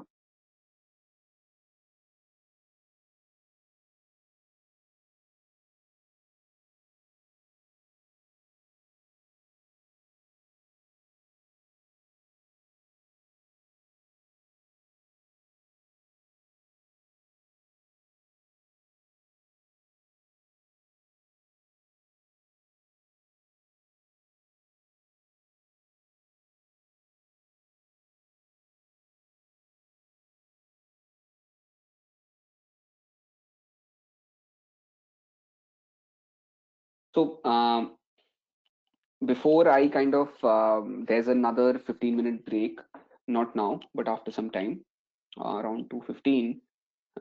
So do you guys want to take this 15-minute break from 2:15 to 2:30, or should I just keep moving on, going on with the assignment? Because I think I like giving 15-minute breaks because it helps you to kind of look back at what you've learned. Otherwise, it's just you noting down and not looking back at what things you do, what you're learning. Those who want a 15-minute break from 2:15 to 2:30, just write yes. And those who don't, say no. Based on the majority, I'll decide whether we take a break from 2:15 to 2:30 or not. Okay, I guess it. But guys, I would request that everyone, once you during the break, just go through what you've learned in the previous segment, so that it helps you to kind of connect the dots in the coming segment. That's why the whole purpose of the break is. Okay, so before we go to break at 2:15, I'll just open the chat box and the line for a 10-minute query session. So if anyone has any queries to what we have kind of covered in the previous slides, please, the line is open to you, the chat box is open to you. Please ask your questions, because we'll start Hello. a new topic. Or yes, Saurav. Hi. My query is, let's take a case we were discussing like return on assets, Okay. right? So what if for service industry, if we use return of assets as a ratio, in that case, so will we always having a higher ROI? Because service industries we have lesser capex or lesser assets. Yes, so Just a doubt. ROA, yes, the thing is that's what all ratios don't fit in. So when I say, if you look at ROA, I'll take you back to the slide of its uses. Whether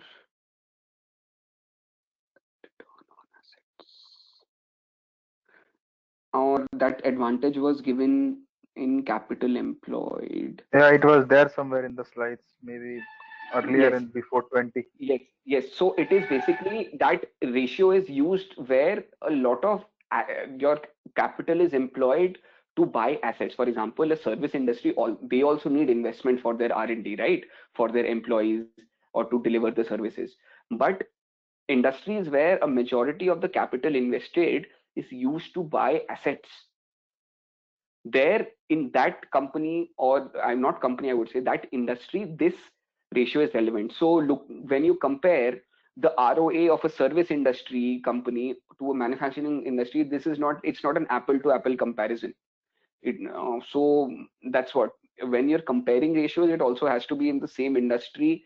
And the same point, you need to kind of look at the business as well to see whether this comparison matches or not.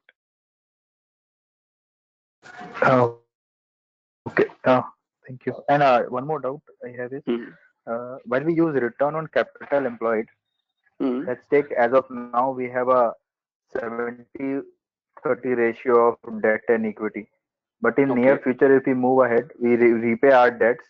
In Huh. that case, we repay our debt and our in balance. If you go by balance sheet, liability side, our loan gets reduced, and other side we have bank balance that is getting reduced. Yes. So in that case, our return on capital employed also will show an adverse impact in future if we keep on paying our loans.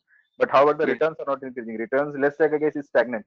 It's not moving. So, so the thing is, So the ratio will be adverse. I'll tell you why the ratio will be adverse.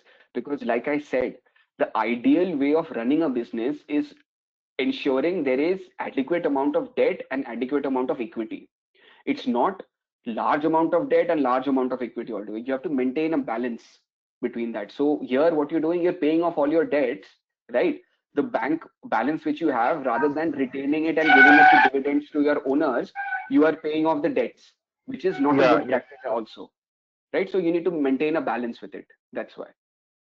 Okay, so how do we make sure that for that then we have to see something else as well in what simultaneous parallel with this current ratios, like how what where they are using actually their repayment of the So, loans, right? so I'll tell you what. For what happens, it depends from on what conditions you've picked up the debt. Okay, a lot of times what happens, a lot of companies, like I'll tell you, Indian companies, they have started borrowing from foreign companies as well right now, foreign institutions, where the cost of debt is low. So what they do, they issue bonds on the stock exchanges of other companies, Indian companies, and they raise capital from there, right? Because it is low cost capital compared to them borrowing at an 8 or 9% or a 4 or 5% something corporate loan from a bank here. Their obligation might be somewhere around 2%, 3%, right? So that depends on how, for example, if they have a debt on books which says that they have to pay an interest obligation of 5 or 6%. So their main motive will be that first let me pay off this expensive debt, right? And then I can raise debt in terms of from a cheaper source. Or they might be looking at somewhere that they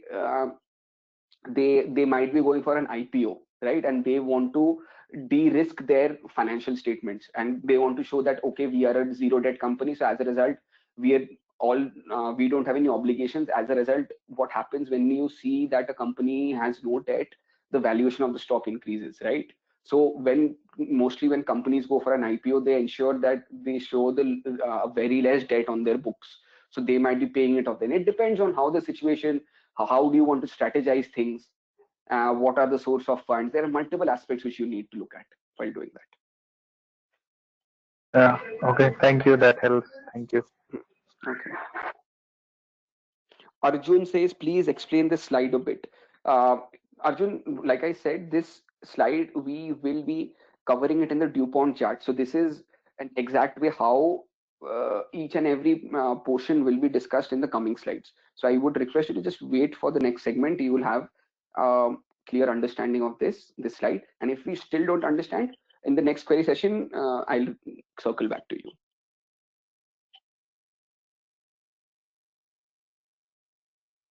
Anyone else? I guess Purushottam had a query, which I said I'll park it for the query session.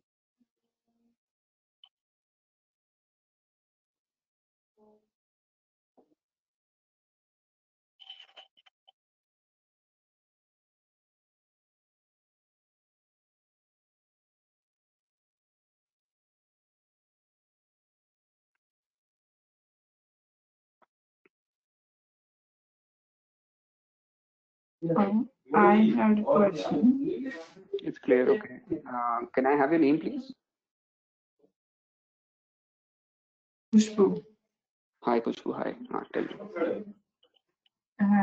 Yeah, so when we're talking about the margin ratios, which one is a better one which tells us the actual value added by the business, the net profit or the operating margin one? So usually, if you look at from an, I would say, from depends on who's looking at it, right? So if you are giving it to your shareholders, right, the shareholders will obviously look at your net profit, because that is, net profit is what they are going to get. Okay, but at the same point, if you look at someone who's running the business, right, for example, I have, like I said, mm, imagine Pepsi. Pepsi has two segments. One is the non-healthy fizzy drinks which comes, and one is the healthy Coke. I use the wrong company, Coke. It has a fizzy drink, and at the same point, it has Minute Maid also, right? Yeah. So you have different. You have an leader who's leading the health segment, and you have a leader who's leading the cold drink segment. For them, they will be not looking at net profit. They'll be looking at operating profit. But Okay. the bosses of these two leaders, who's the global CEO, who has to answer to the shareholders, he will look at the net profit, because he has to answer to the shareholders how much money I am getting. The shareholders, how much money are you offering to us of them because of the money we have invested. So it depends on who's looking at and who you're giving the ratios to. And at the same time, if you look at gross margin, if you go to an investor is going to look at your gross margin. He's going to look at what is your core operation. Let me know how much is your product earning. That's what they want to know. Okay, great. Thank you. Yeah, so let's break. We'll reconnect at 2:30. At 2:30.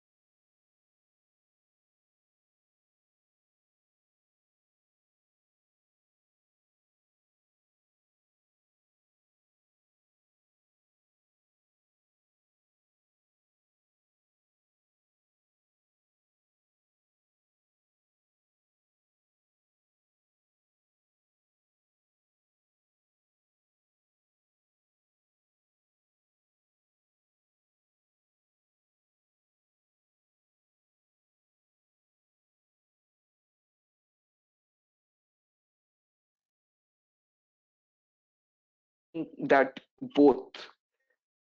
Suman, can you kind of in terms of give your rationale? Why do you say both? You can open the line and give an answer if you want. Sorry, it's Shushanta. I'm really sorry, Shushanta Mandal. Or you can type it in the chat box. I can narrate it to the rest of the group here, because it's a different. And somebody said revenue also. I want to, because majority of the people are saying profit. I want to understand. There is no correct answer to it, but I want to understand your why do you say so?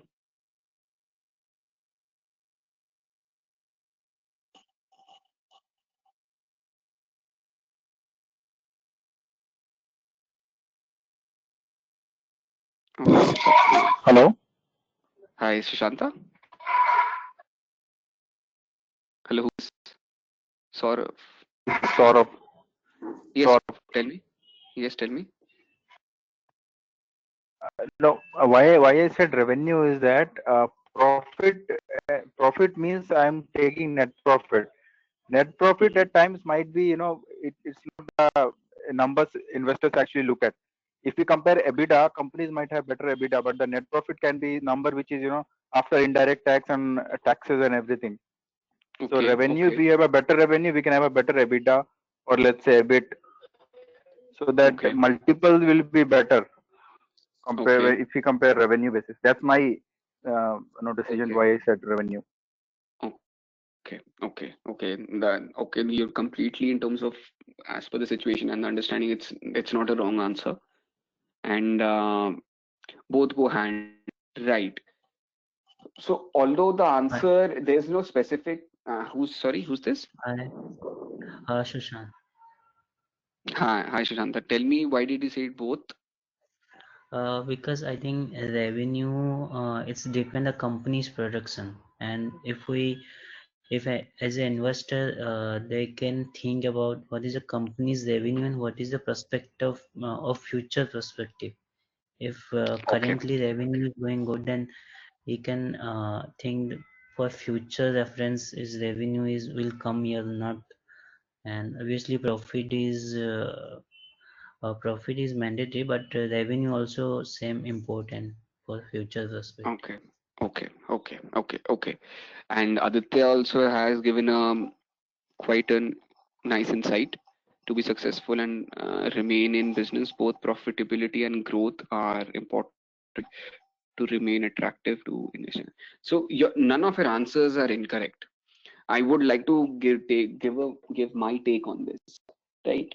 So my answer would be that both are important, but depends at which stage the company is. So what happens when you're a startup? For you, revenue, for an investor, revenue becomes important. Because they're at initial stage, they don't look at how profitable it is, because most of the startups initially are not profitable because they're just trying to gain the market share and introduce their products. So they look at a future prospect, and for at that point of time, for investors, it is revenue. So when that startup becomes a unicorn and it's been there for 5 years, 6 years, 10 years, and it has to go for an IPO listing, at that point of time, you might, for investors, the major focus becomes profit, because when they go for an IPO, when they go to the general public or they issue certain shares to a institution, some for them to buy, they look at profitability, because for them it's like how much money they are investing and how much money they are getting. So for the initial investors, the angel investors, to exit from the business, profit at that point of time in the company's I would say lifetime, in that stage, profit becomes important.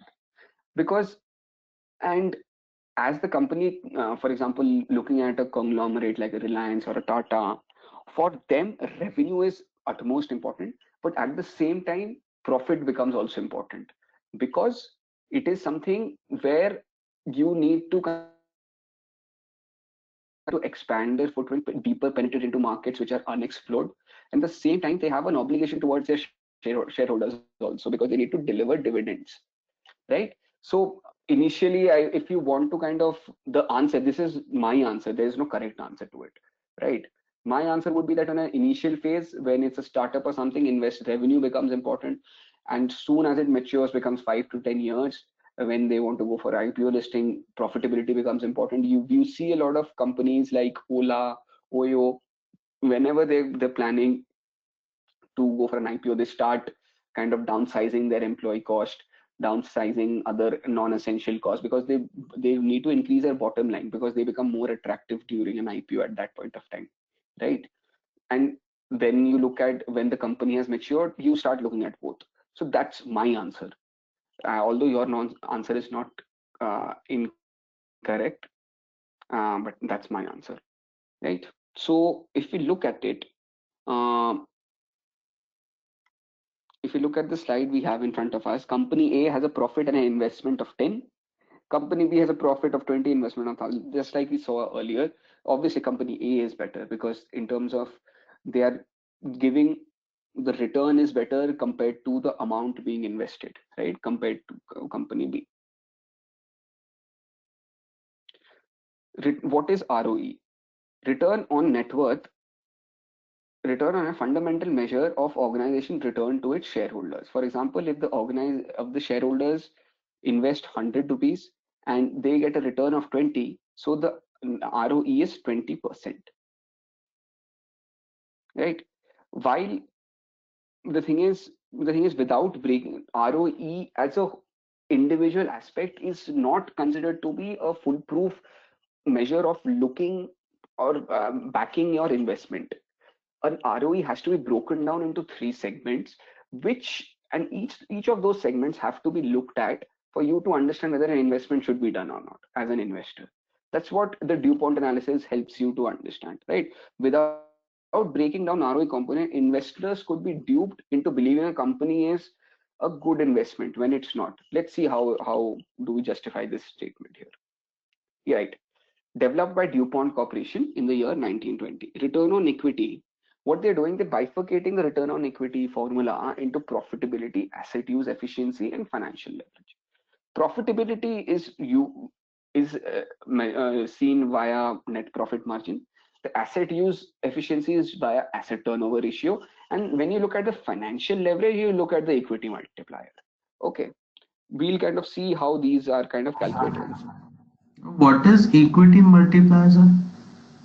So there's a slide coming where we'll see what the equity multiplier is. Okay.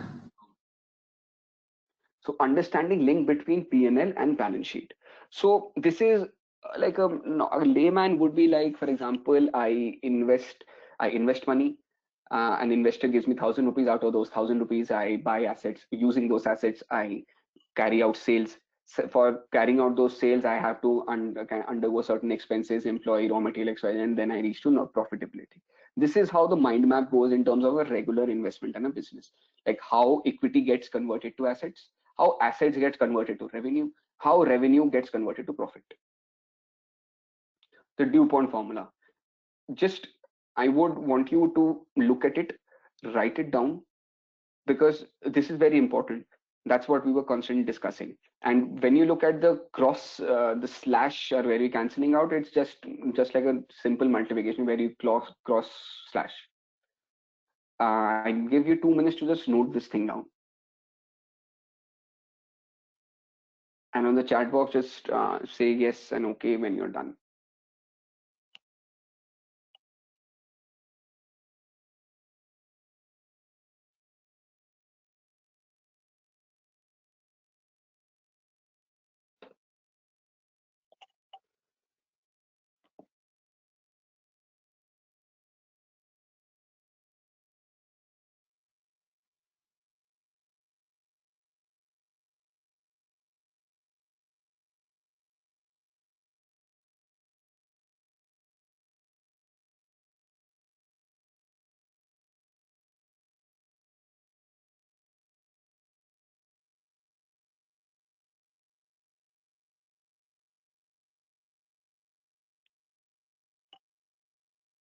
Okay.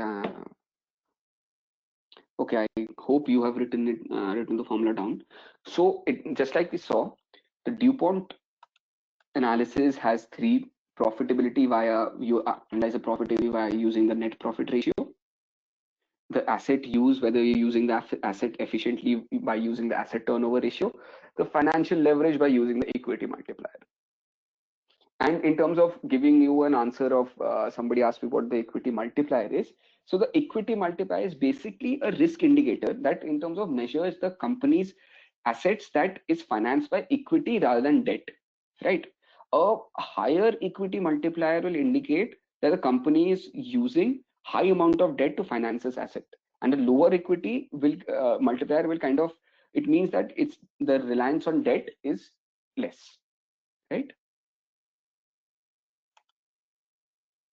Okay, so the net profit margin ratio is net income upon sales. The asset turnover ratio we'll cover in the turnover section, but for right now you can just note it down. It's sale upon total assets. Okay, and financial leverage is total assets upon equity.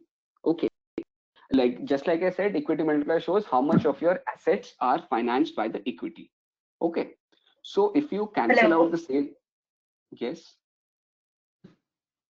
Yeah, you continue. Actually, I had a question. So I thought you were done. So that's it. Okay.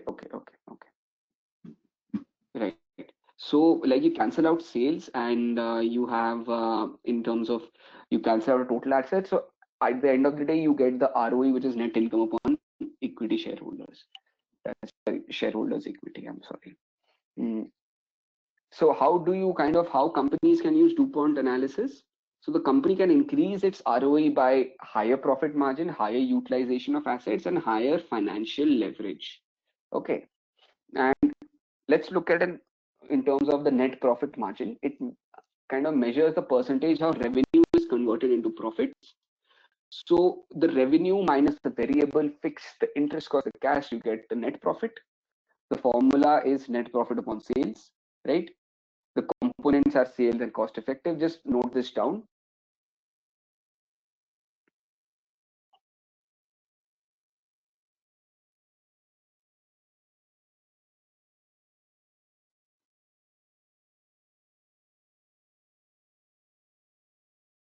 Okay, moving on. Asset turnover, a measure of how asset utilization and how it is being utilized in a efficient manner, and in terms of being used to kind of generate revenues, right? If you've invested 100 rupees on the asset and you're generating 500 in terms of revenue, your asset turnover ratio is sales upon total assets, which is 5. The higher asset turnover ratio means that you're using 100 rupees worth of assets to generate 500. So you're using 5 times of the value of your asset, right? Your asset turnover ratio is like, it has two segments to it. One is a fixed asset turnover and the working capital turnover. So in financials, you might be saying there are one segment is called PPE, property, plant and equipment, plant and machinery and equipment. So these and intangible assets. So all these fixed assets, plant and machinery, and the remaining are in terms of, you look at your working capital would be your current assets and liabilities, which included debtors, creditors, your other certain current liabilities, your cash in bank, your bank ODs, all these things, right? Efficiency of conversion long-term assets into revenues, right? This is for fixed asset turnover ratio. And in turn for working capital turnover ratio, how good your company is managing at short-term capital, right? Short-term capital, and their working capital is into bifurcated into other segments. The major aspects are receivable turnover, inventory turnover, and payable turnover. We'll kind of see these turnover ratios in a detailed manner with the formulas and example in the coming slides. Higher asset turnover ratio means better the company's efficiency and better the return on equity, that we're using our assets in an efficient way to generate revenues. When the revenues are high and the costs are controlled, I generate sufficient earnings to give to my equity shareholders. So an higher ROE. Equity multiplier, what it measures financial leverage, assets upon equity. Like I said, the equity multiplier is something which indicates how much of your company's assets you have financed using the funds infused by equity shareholders. So a higher equity multiplier will indicate that you're using high amount of debt, but a lower equity leverage will show that you're using low amount of debts. So an example here. So I have company X and company Y. In both the cases, the return on equity is 45%. But so as per you, it's very difficult to kind of understand um, how do you differentiate company X from company Y? The return on equity is the same. So here, how the DuPont analysis comes into play, right? You break the DuPont, you break the ROE formula into three segments. One is the profit margin ratio, the second the asset turnover ratio, third the financial leverage, and you analyze them each in as a separate thing, and then you come to a conclusion which is better and which is not. And which is better and which is not also depends in terms of in what situation are you looking at the company, right? Whether it is an initial startup or it's a matured or it's in the middle, or whether they are kind of going for an IPO, where they're trying to acquire funds from the government, acquire funds from the foreign. So different situations have different ways of looking at a certain number, right? So company X has a profit margin ratio of 30%, and on the other hand, company Y has 15%. The asset turnover ratio is in company X is 1 and company Y is 3. The financial leverage is 1.5 in company 1 point company X and 1 in company Y. So before I go into all these things, what I see is that the profit margin, the net profit of company X is better than company Y. Company X is not utilizing its asset in an efficient manner as compared to company X is not using its asset in an efficient manner as compared to company Y. Correct, because the multiplier is more here. Financial leverage, like I said, the financial leverage is something the higher the ratio, it means there is higher dependency on debt here. The lower the ratio, the lower dependency on debt. So 1.5 means the debt in company X is more as compared to company Y. This is what we saw. Like I said, the profit margin ratio of company X was more than company Y. It means that they're earning more profits.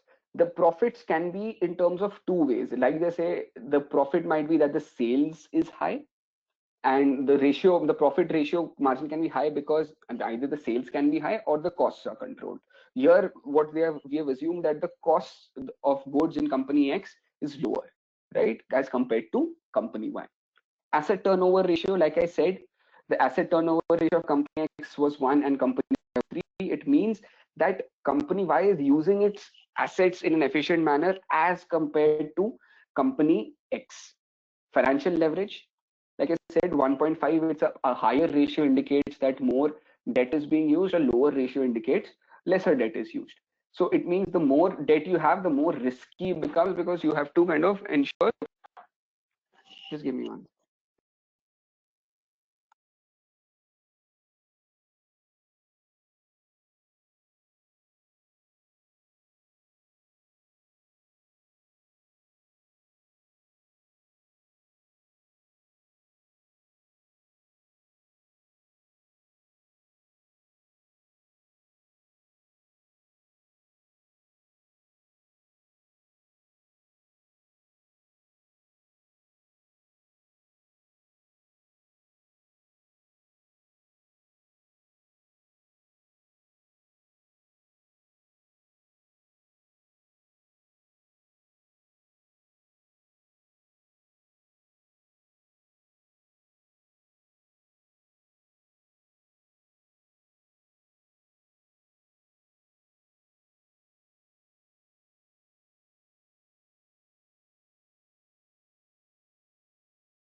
Yes, coming back. So this is how, in terms of your DuPont analysis, so looking at only ROE as 45%, it would have been really difficult for you to kind of drill down into how and when, how do you want to kind of decide? For example, if you look, let us try in terms of to decode which is better, company X, company. Although this conclusion might be different depending on which situation we are in. So if we are a company which is in, I would say, at a stage where we're going for an IPO, right? So we would be looking, the investor would be looking at the profit margin ratio. So in that case, company X will be a more preferable company. Okay, and if for asset turnover ratio, we see that we are a capital manufacturing company, and we want, and a large portion of our investment is into heavy machinery, right? In that case, company Y would be a, right, financial leverage. Here, what we are seeing is that we are in a stage, for example, we are in a situation where, like a COVID pandemic situation, right? Where sales are not that good, right? And we need to kind of leverage, utilize whatever we have in our retail earnings, our corpus, we need to take that. And obviously, we need to ensure that we keep paying our interest payments on our loans, which we have already taken. Otherwise, the bank has all the rights, if we don't pay the money, to take the ownership of the assets which we have used as collateral or mortgaged. Right? In that case, company Y would be a better choice because it's a less risky option. But at the same time, we are in a stage where in pre-COVID time, when in the markets were booming and we were at 100% capacity, company Y would be seen as a company where who does not take risky decisions, does not is not that efficient in raising funds via debt. So as a result, investors would prefer company X because it is a bold company which can raise debt, and as a result use that money to expand its operation. So it depends on what situation and what you're looking at that point of time, right? I hope I kind of helped you to kind of interpret the ratios as well, make you logically understand which situation, how to look at which ratio, because that's the whole objective of this class and the interpretation of ratios. So what I'll do, I'll again open the chat box for a few queries, right? Because we will be moving to turnover ratios right now. So I'll open the chat box for few queries. Okay, I have Aditya Gupta's query here. It's like, do we include retained earnings in shareholders' equity while yes, we do. We do include that, right? But no. So Aditya, the thing is, look at the formula where we say it says the book value of ROE. So that time you will not be including your retained earnings.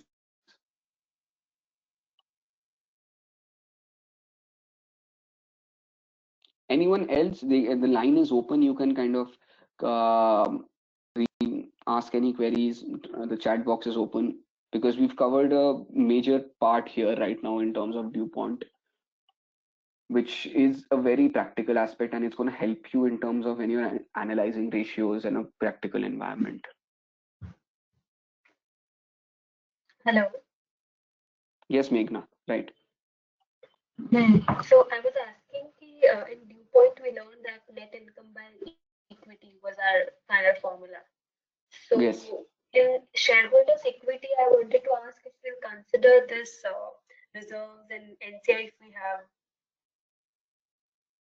So in terms of when you look at, in terms of when it says, the formula says book value. If let me go back to the formula again. Give me 1 second, please.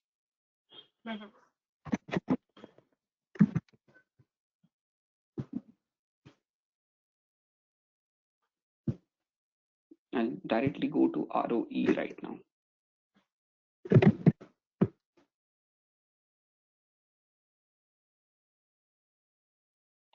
Right, it calculates the percentage of return on book investments of equity shareholders, right?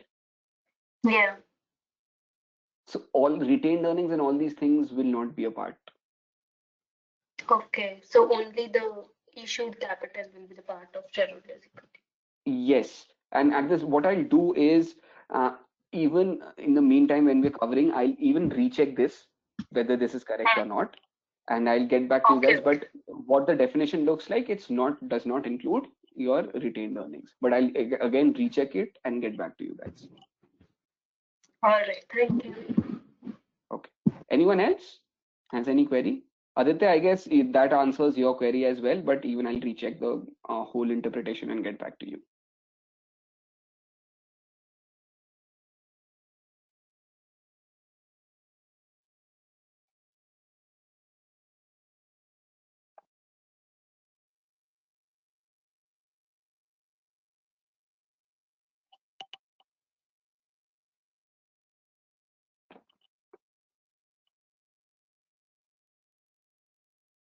Okay, so let me give you, just to make it interesting, what we've done for DuPont analysis. I'll give you a situation right now. I'll call it out on the call and I'll expect an answer from your side. Okay, so I am a startup and my whole business is I am a tech-based startup. My app which I've developed is my main source of income. How the let it be a make my trip or an OYO or something like that, right? I am right now. I've been in the market for 5 to 10 years. My sales are skyrocketing. My market share is amazing. I've covered a lot of market share both in India and outside India. Matured organization in terms of from compared to a startup, right? I have no, not an. I want to go for an IPO. What do you think my investors, as like for example, SoftBank is my investor, or I would say any of the major names which we see, investors, they want to exit the venture via an IPO. Okay, because they want to list the company and then sell their stake to the general public or who wants to buy it. But so, what do you think ratios will they look at, and how will, in what stage do they? Number one, give me an answer. Which ratios will they look at, right? And at the same time, why will they look at the ratio? For example, write the name of the ratio in the chat box, and in front of it, the reason why they look at it. So, give me. Even one ratio would be fine, or it would be you can give me one or two or three, however, but in one chat itself. Aditya, I return on investment, but why return on investment?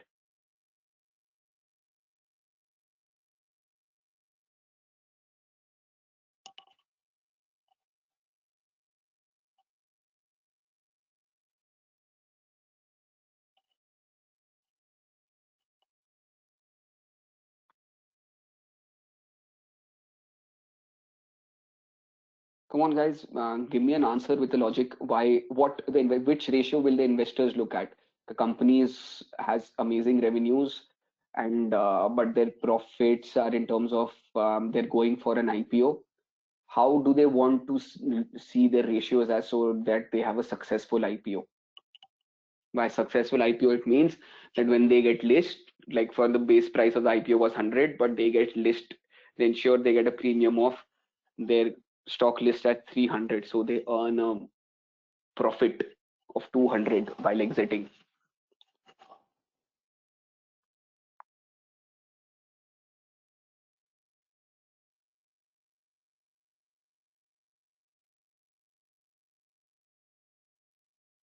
Okay, somebody says P ratio, somebody says ROCE, somebody says ROI, somebody says net profit margin. Come on, I want more answers. We have like a lot of people on call here.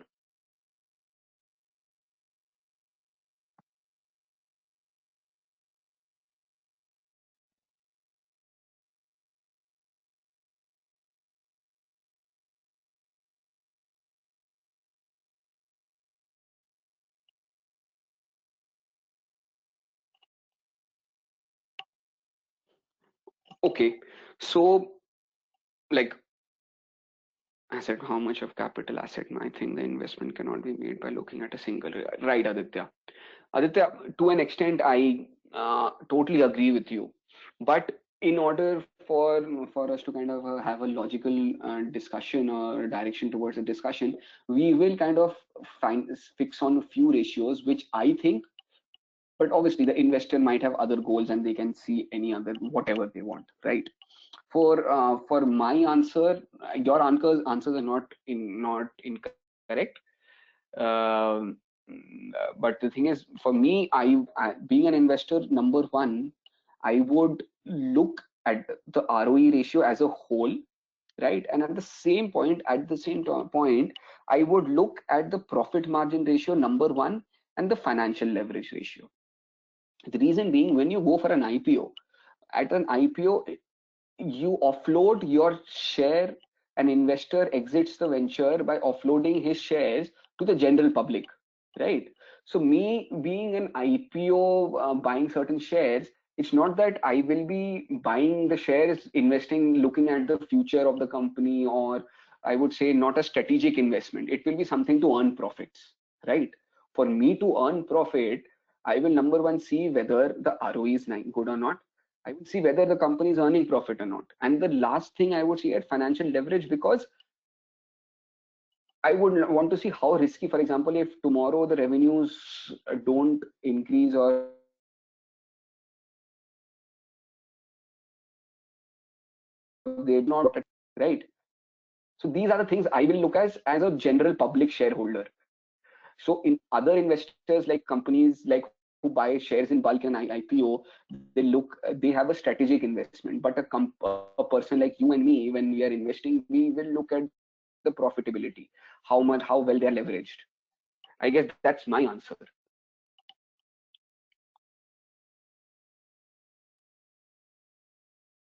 Okay.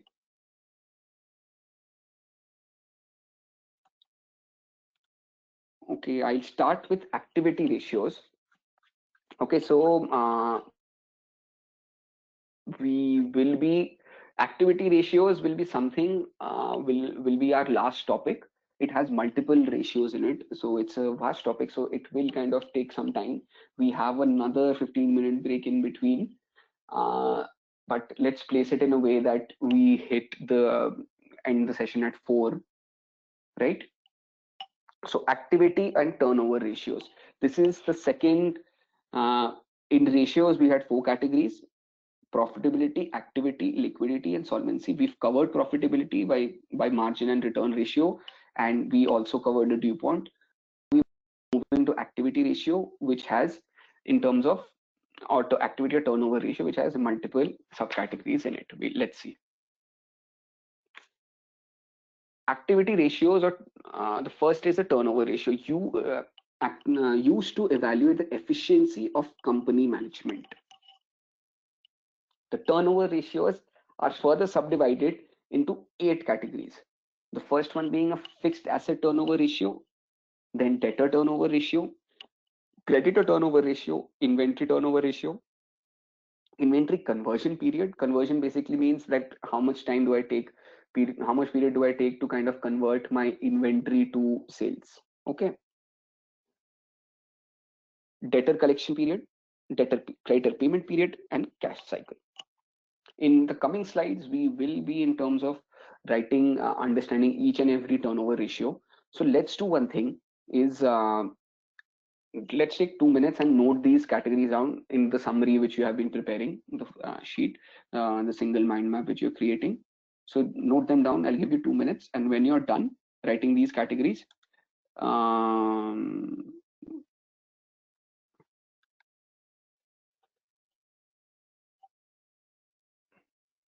when you're done, just write yes or a no when you're done noting this down.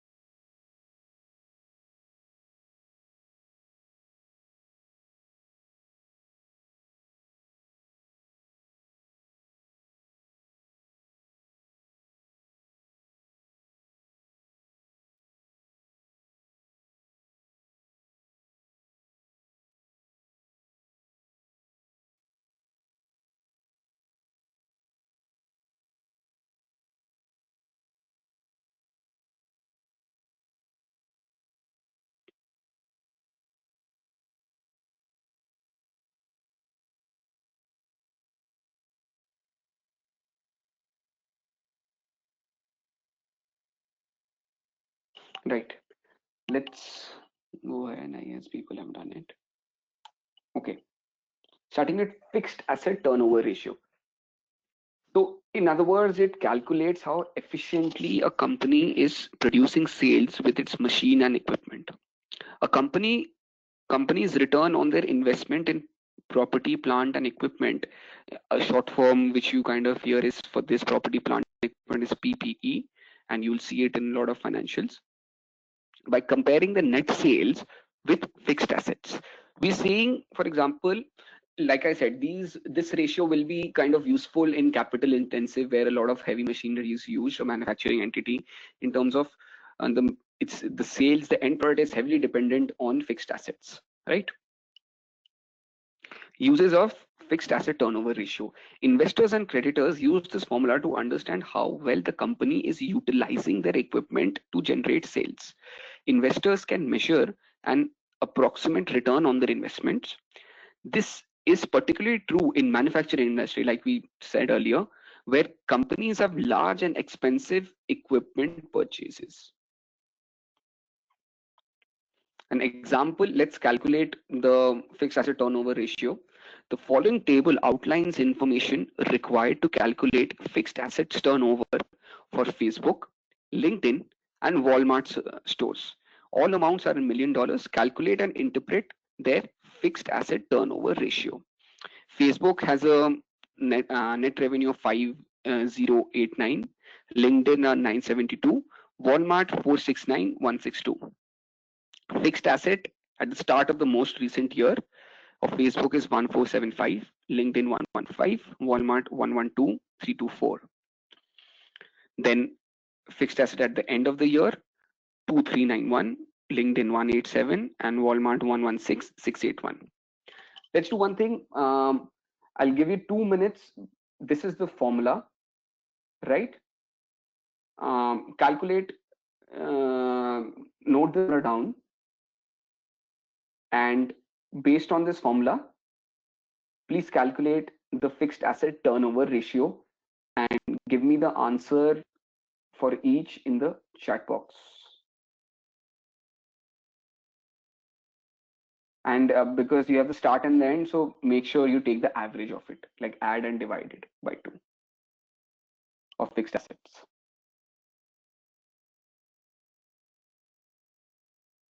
I guess calculate everything and give it to me in one chat box. That would be helpful for Facebook, the fixed asset turnover, the LinkedIn, and Walmart.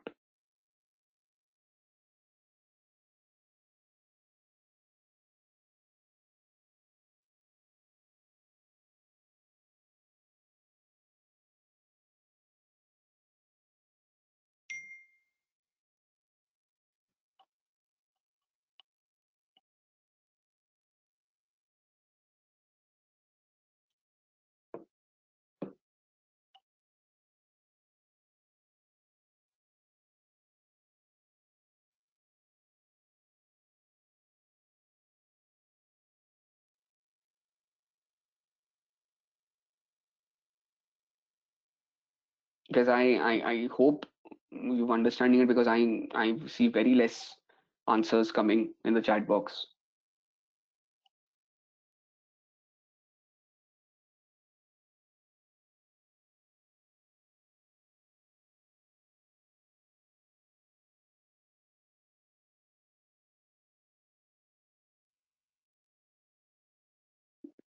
I request you guys to kind of calculate it and give me answers, so that it becomes a more interactive session.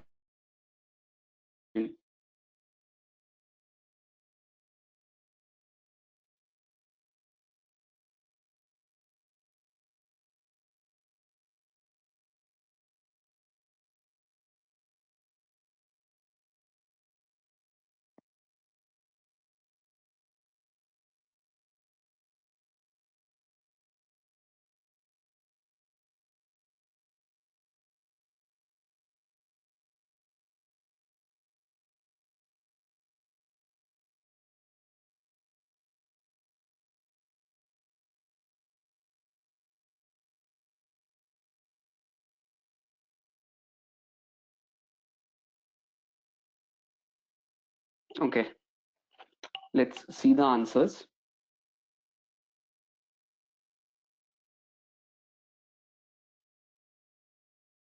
fixed asset turnover ratio for Facebook 2.63, LinkedIn 6.44, Walmart 4.06. So although LinkedIn and Facebook are tech companies, but here we have taken their example. Although this shouldn't be, this won't be a major, I would say, a major ratio for them. But just this is an example for us to see how calculation is done. We're looking at that. So among them, LinkedIn is in terms of efficiently is the most efficient in using its fixed asset. Debtor turnover ratio. Debtor turnover ratio, ratio of net credit sales to average trade debtors is called debtor turnover ratio. It's like how it is also known as receivable turnover ratio. The ratio is expressed in time, so it's not percentage or number. It is X times. What we kind of, that's how we interpret it. So the formula is net credit sales upon average debtors. Examples of debtor turnover ratio: if the net credit sales is 50,000 and the average debtor is 10,000, the debtor turnover ratio is 5, which is 50,000 upon 10,000, 5. It means net sales is 5 times of debtors. It means that your total net sales, I mean sales minus sales return, if your debtors are 10 in your books, your net sales will be 50. That's 10 into 5, right? It also means we issue new stock for sale which is 5 times of its debtors. Okay, and it means our average debtor 5 times are converted into cash, and we collect cash from our debtors and then we sell them more goods. Interpretation of debtor turnover ratio. This is something I want you to kind of focus in, because it helps you to kind of understand and give a logical answer when somebody says the debtor turnover ratio is 2, 3, 4. What does it actually mean? It means higher debtor turnover ratio is good because higher debtor turnover ratio means more fastly and we are collecting more money. It means we're selling more goods, and with the goods which we are selling in credit, we are able to convert those credit sales into recoveries or collections in a best manner. Otherwise, a lot of times what happens, the debtor turnover ratio of companies which usually deal with government projects, for example, we have horrible debtor turnover ratios in companies which create water treatment plants or have create turnkey projects like power plants for the government. Because a lot of times what happens with government, there are a lot of reports or red tapeism for you to collect the money. So we book all the sales, and nothing is usually paid in advance. It is once everything is done. So as a result, most of the money gets stuck in debtors or trade receivables, and for their collectability keeps on deferring, because that depends on how the money is released from the government departments. And these projects, a country like India, where majority of project power plant or water treatment projects come under the government purview, like the government is the major customer, they have no other option also rather than taking orders from the government. So you'll see horrible debtor turnover ratios. It means that they're not being able to convert their sales, their debtors, into cash or collections, right? Suppose in the above examples, we have only one debtor, Mr. Alfred.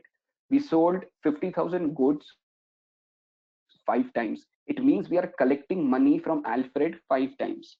More times we collect money from Mr. Alfred, our liquidity position will become more strong. It means that we're selling goods to a particular debtor, and we are also at the same time collecting it. That his record or the way he's paying our money, it shows that he's a good debtor and we can sell goods on credit to him.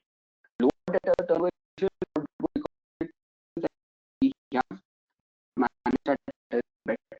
Yes, money from debtors are not collected fast.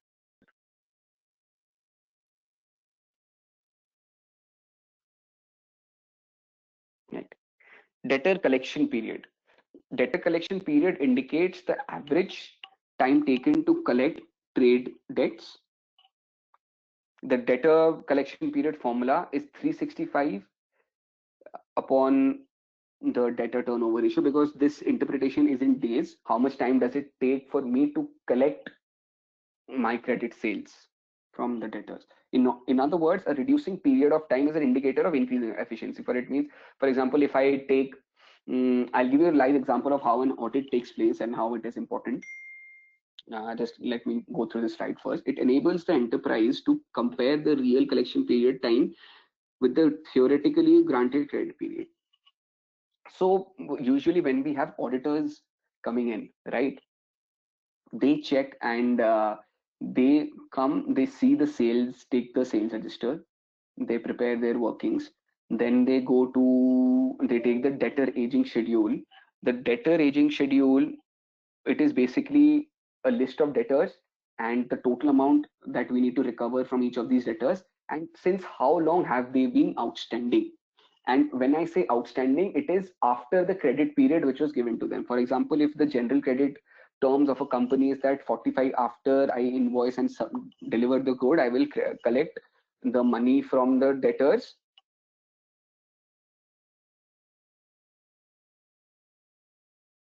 Okay.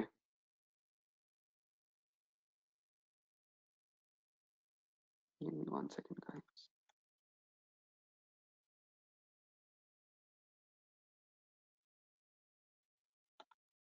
Right.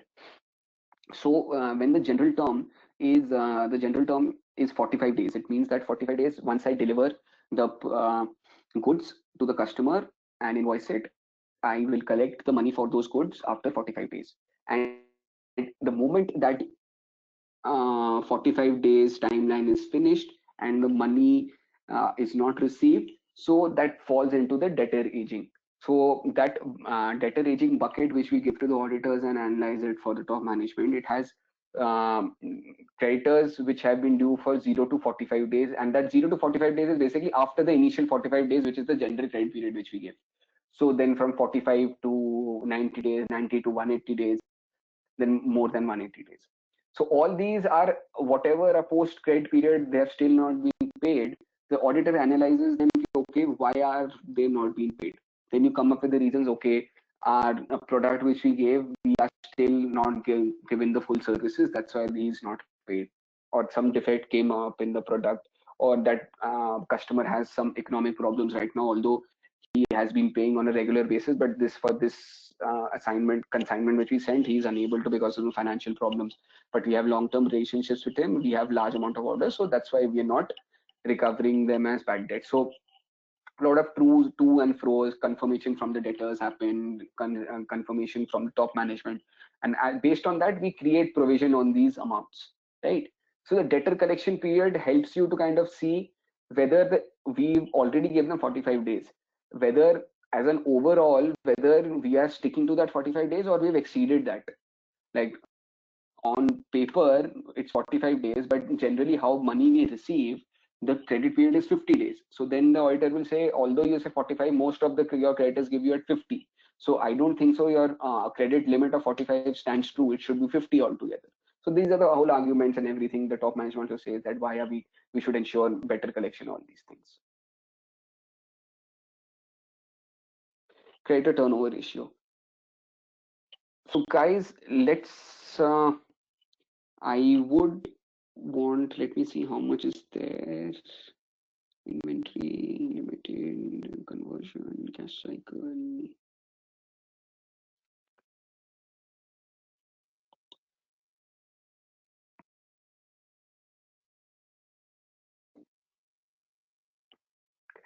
Guys, let's take a quick, because I have another break to give. Let's take a 5-minute break, right? It's 3:25. Let's come around 3:30 and finish the remaining 10-15 slides which we have. The rest will be covered in the next session.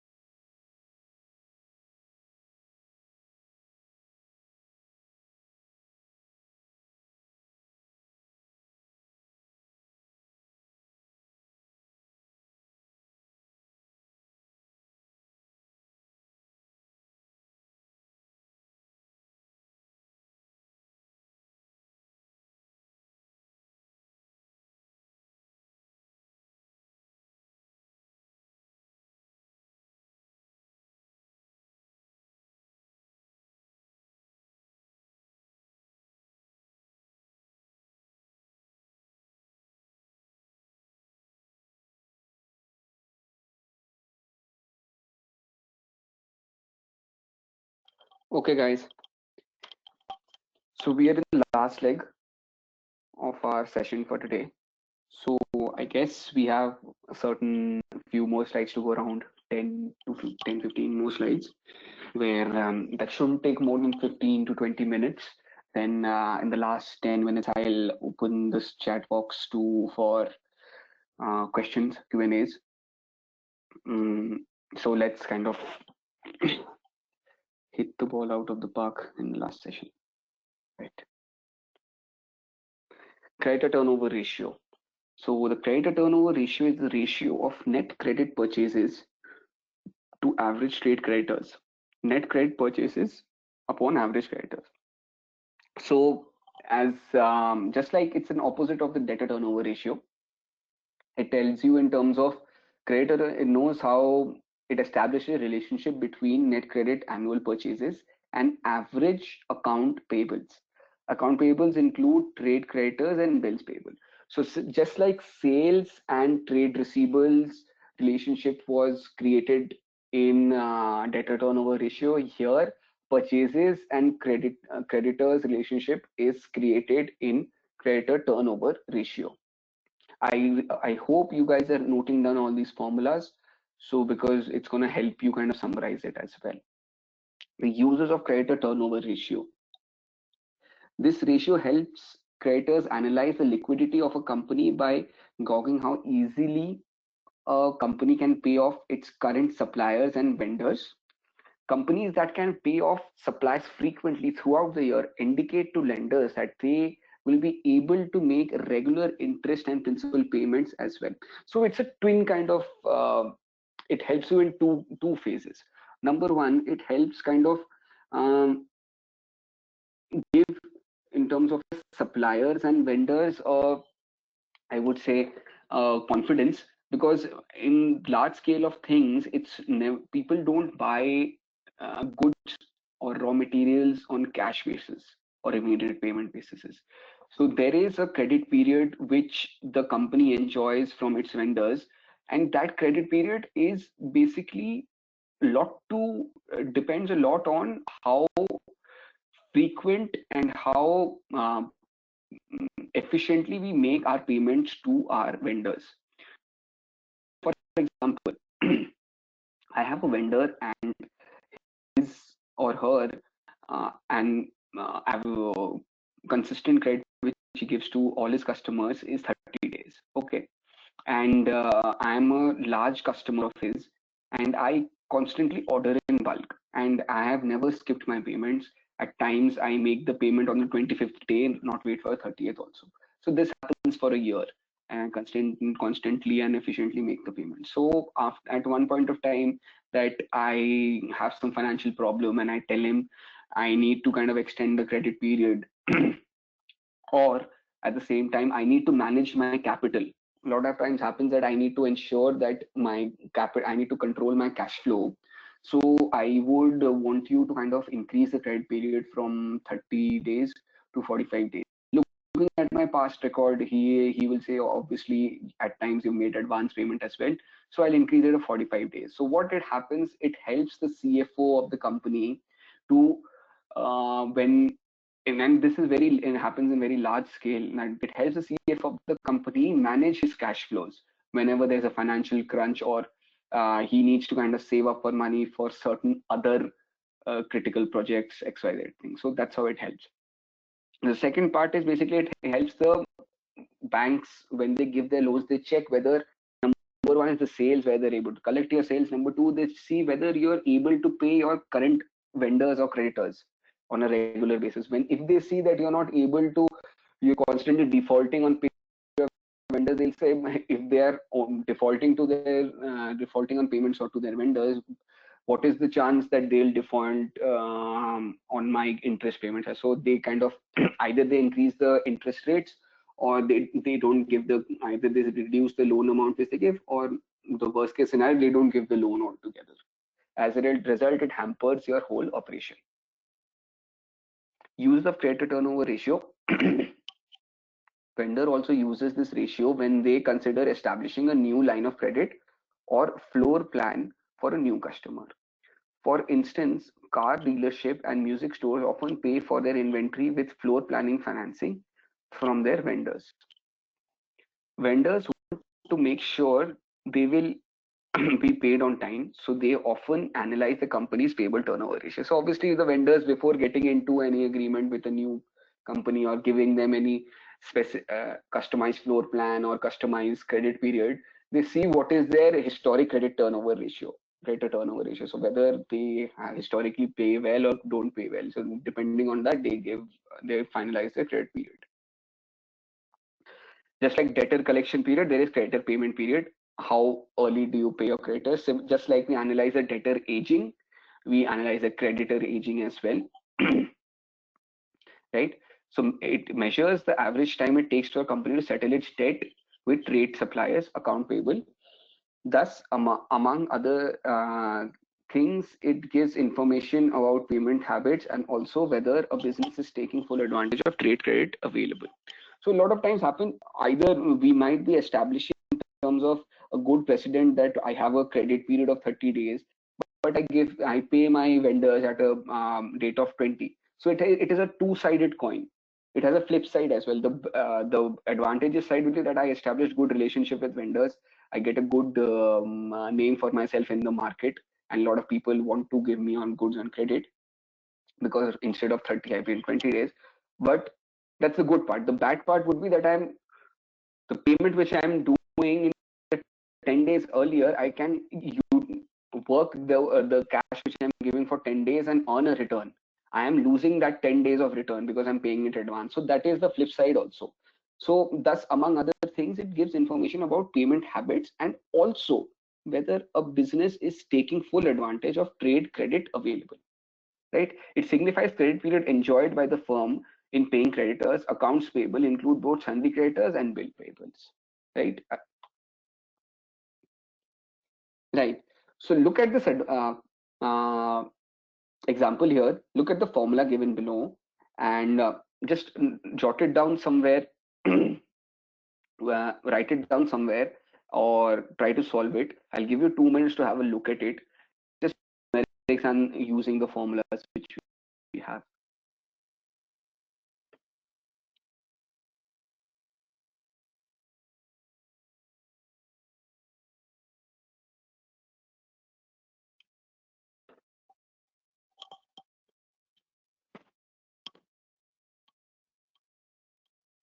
When you're done interpreting this and solving this solution, just drop a yes on the chat box so I can move to the others. Next slide. Then once we're done, I'll have a quick recap of what all we've covered and open the Q&A session.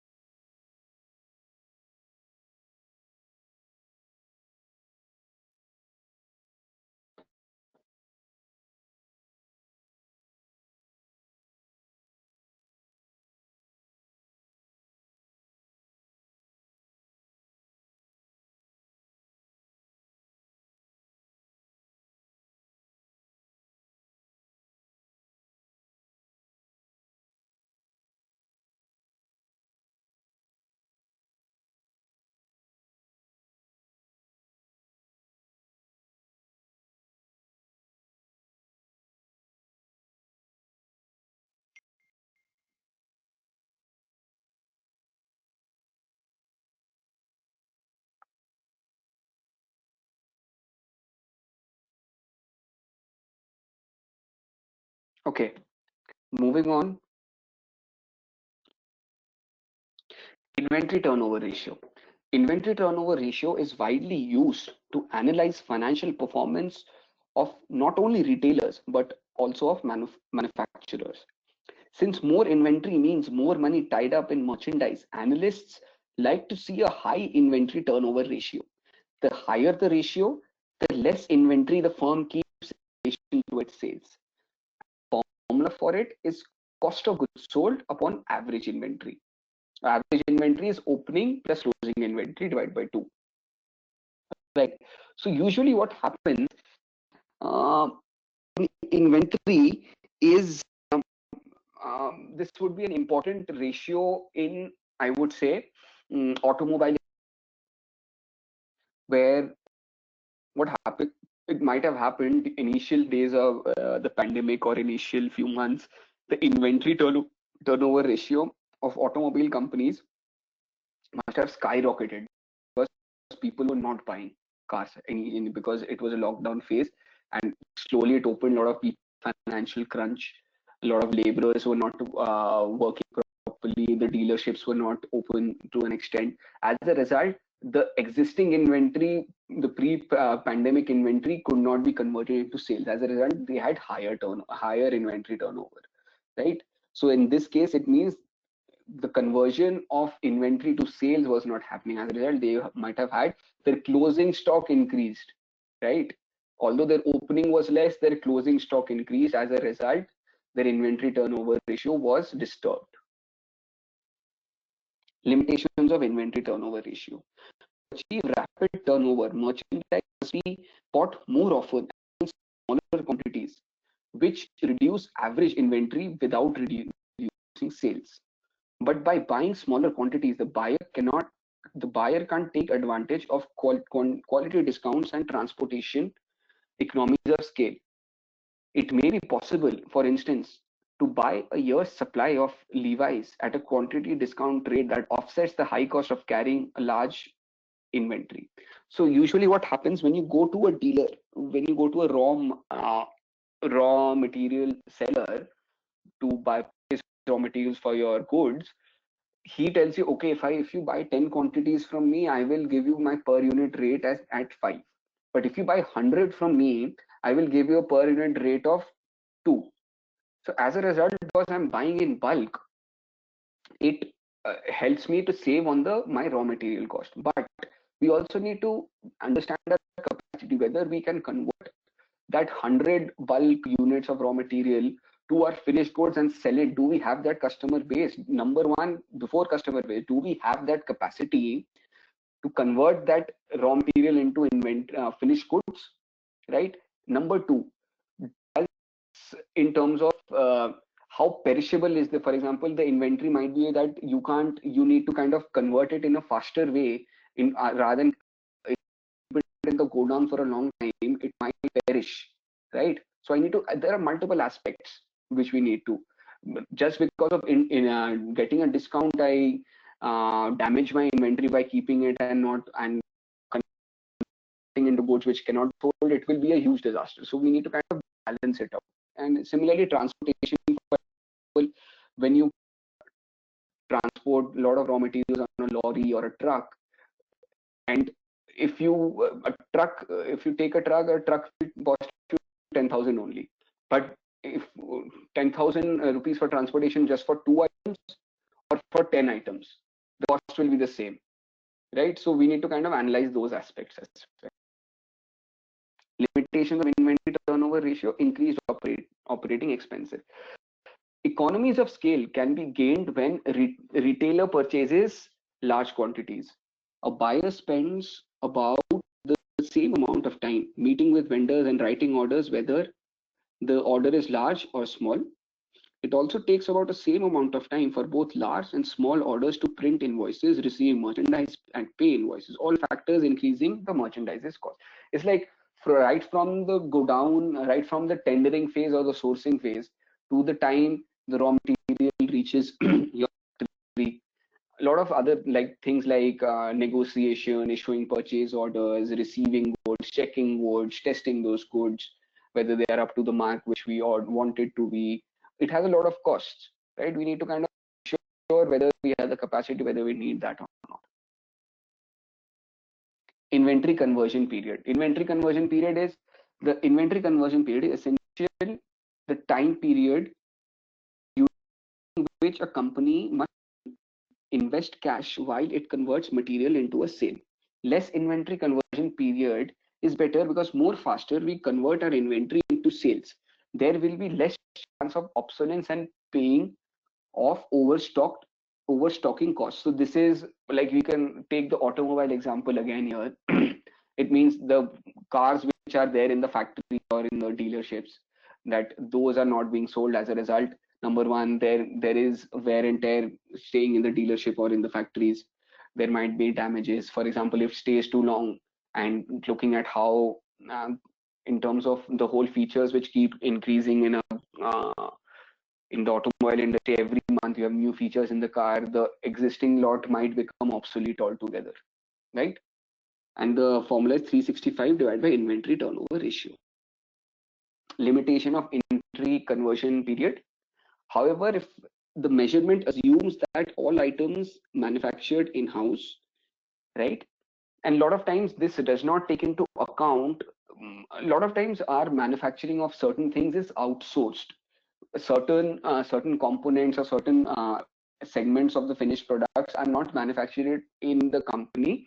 It is given to a third party. They manufacture it, they give it to us, and we just attach it to them. So this ratio does not cover the time for those things, right?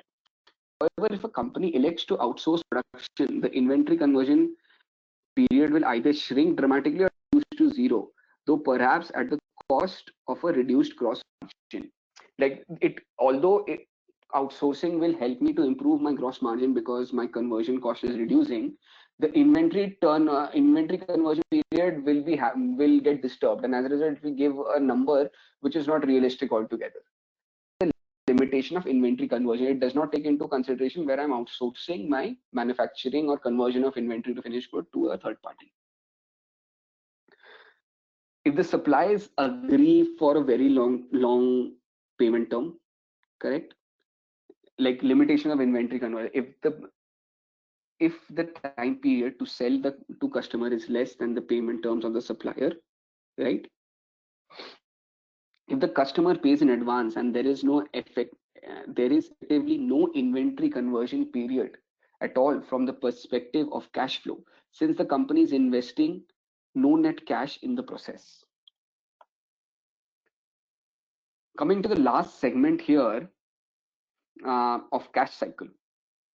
Cash cycle, cash conversion period. The cash conversion cycle is a cash flow calculation that attempts to measure the time it takes the company to convert its investment in inventory and other inputs into cash, right? In other words, the cash conversion cycle calculation measures how long cash is tied up in inventory before the inventory is sold and cash is collected from the customer. So the thing is, earlier we were looking at the period was from inventory, purchasing the inventory from the vendor to bringing it to the factory, then processing that the second period was processing the inventory to finish good.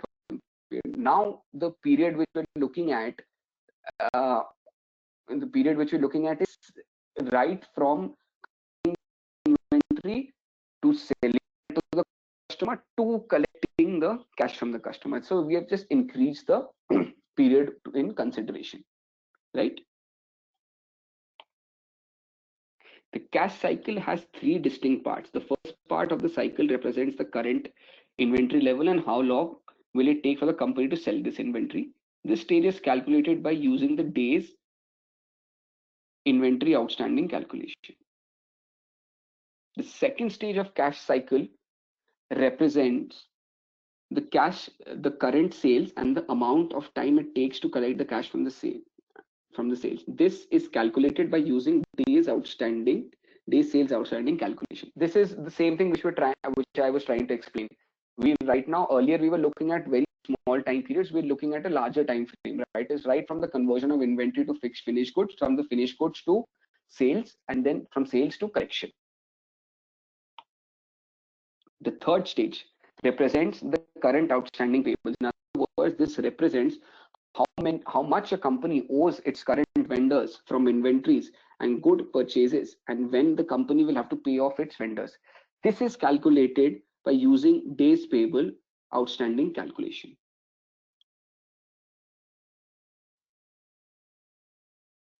Guys, I would want you to kind of note this thing down. Activity ratios and the cash cycle.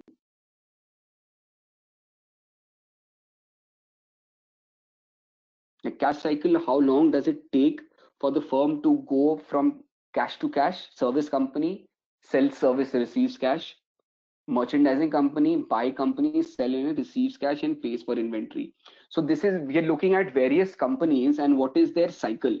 Like for example, a service would be you deliver the service, get the cash. So the cycle usually will be less. For a merchandising company, it would be basically buy the inventory, sell it, receive the cash, and then pay for inventory. Usually, and if they don't have enough purchasing power, and they're dependent on cash received from the customer to pay off their inventory. Okay. Manufacturing company, it's a larger process. Like you buy the raw material, make the product, sell the product, receive the cash, then pay for your material labor. So the shortest period will be service company of cash cycle, and the longest period will be manufacturing company.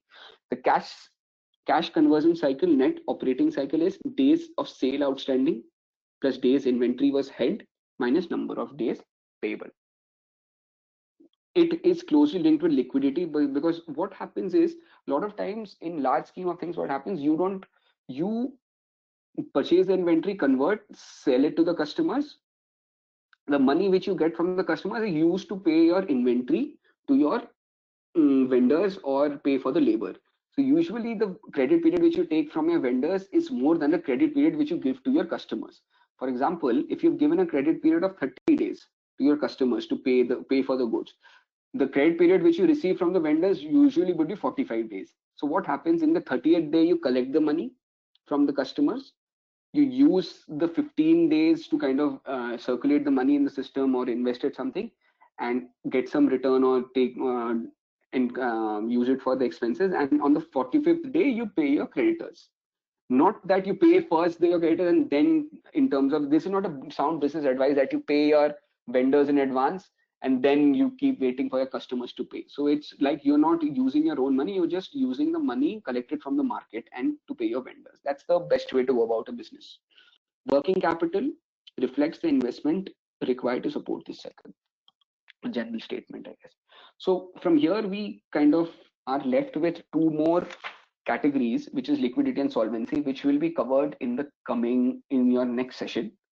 So we are done with this session. A quick recap. We covered profitability ratios, which had margin and return.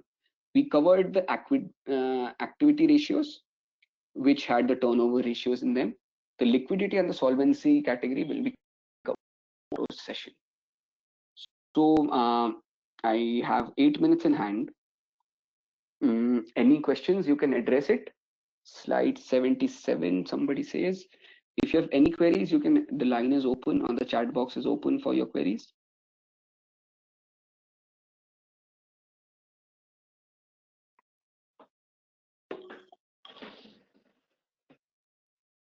If there are no queries in the coming few minutes, then I guess we can end the class early.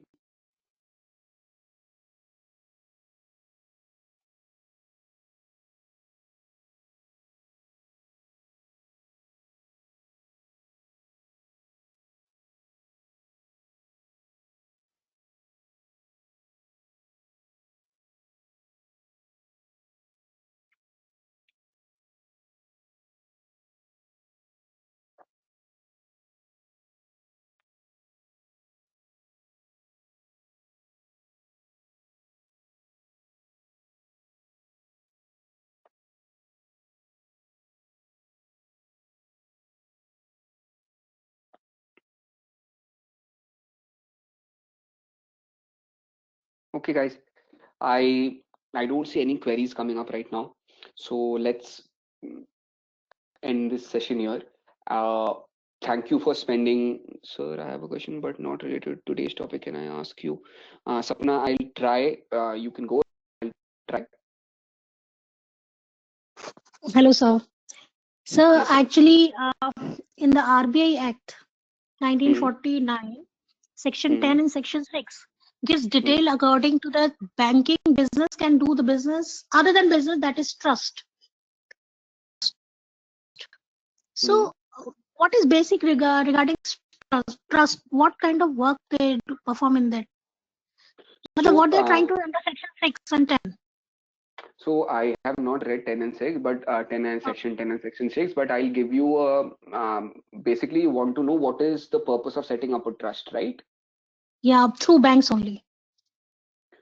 Through banks. Yeah. Okay, so Sapna, I have no idea about it. What I'll do, I can just go and read it, but I don't think so. If we get a chance to connect in the coming sessions, then I will surely circle back to you. Yeah. Thank you if possible. Uh,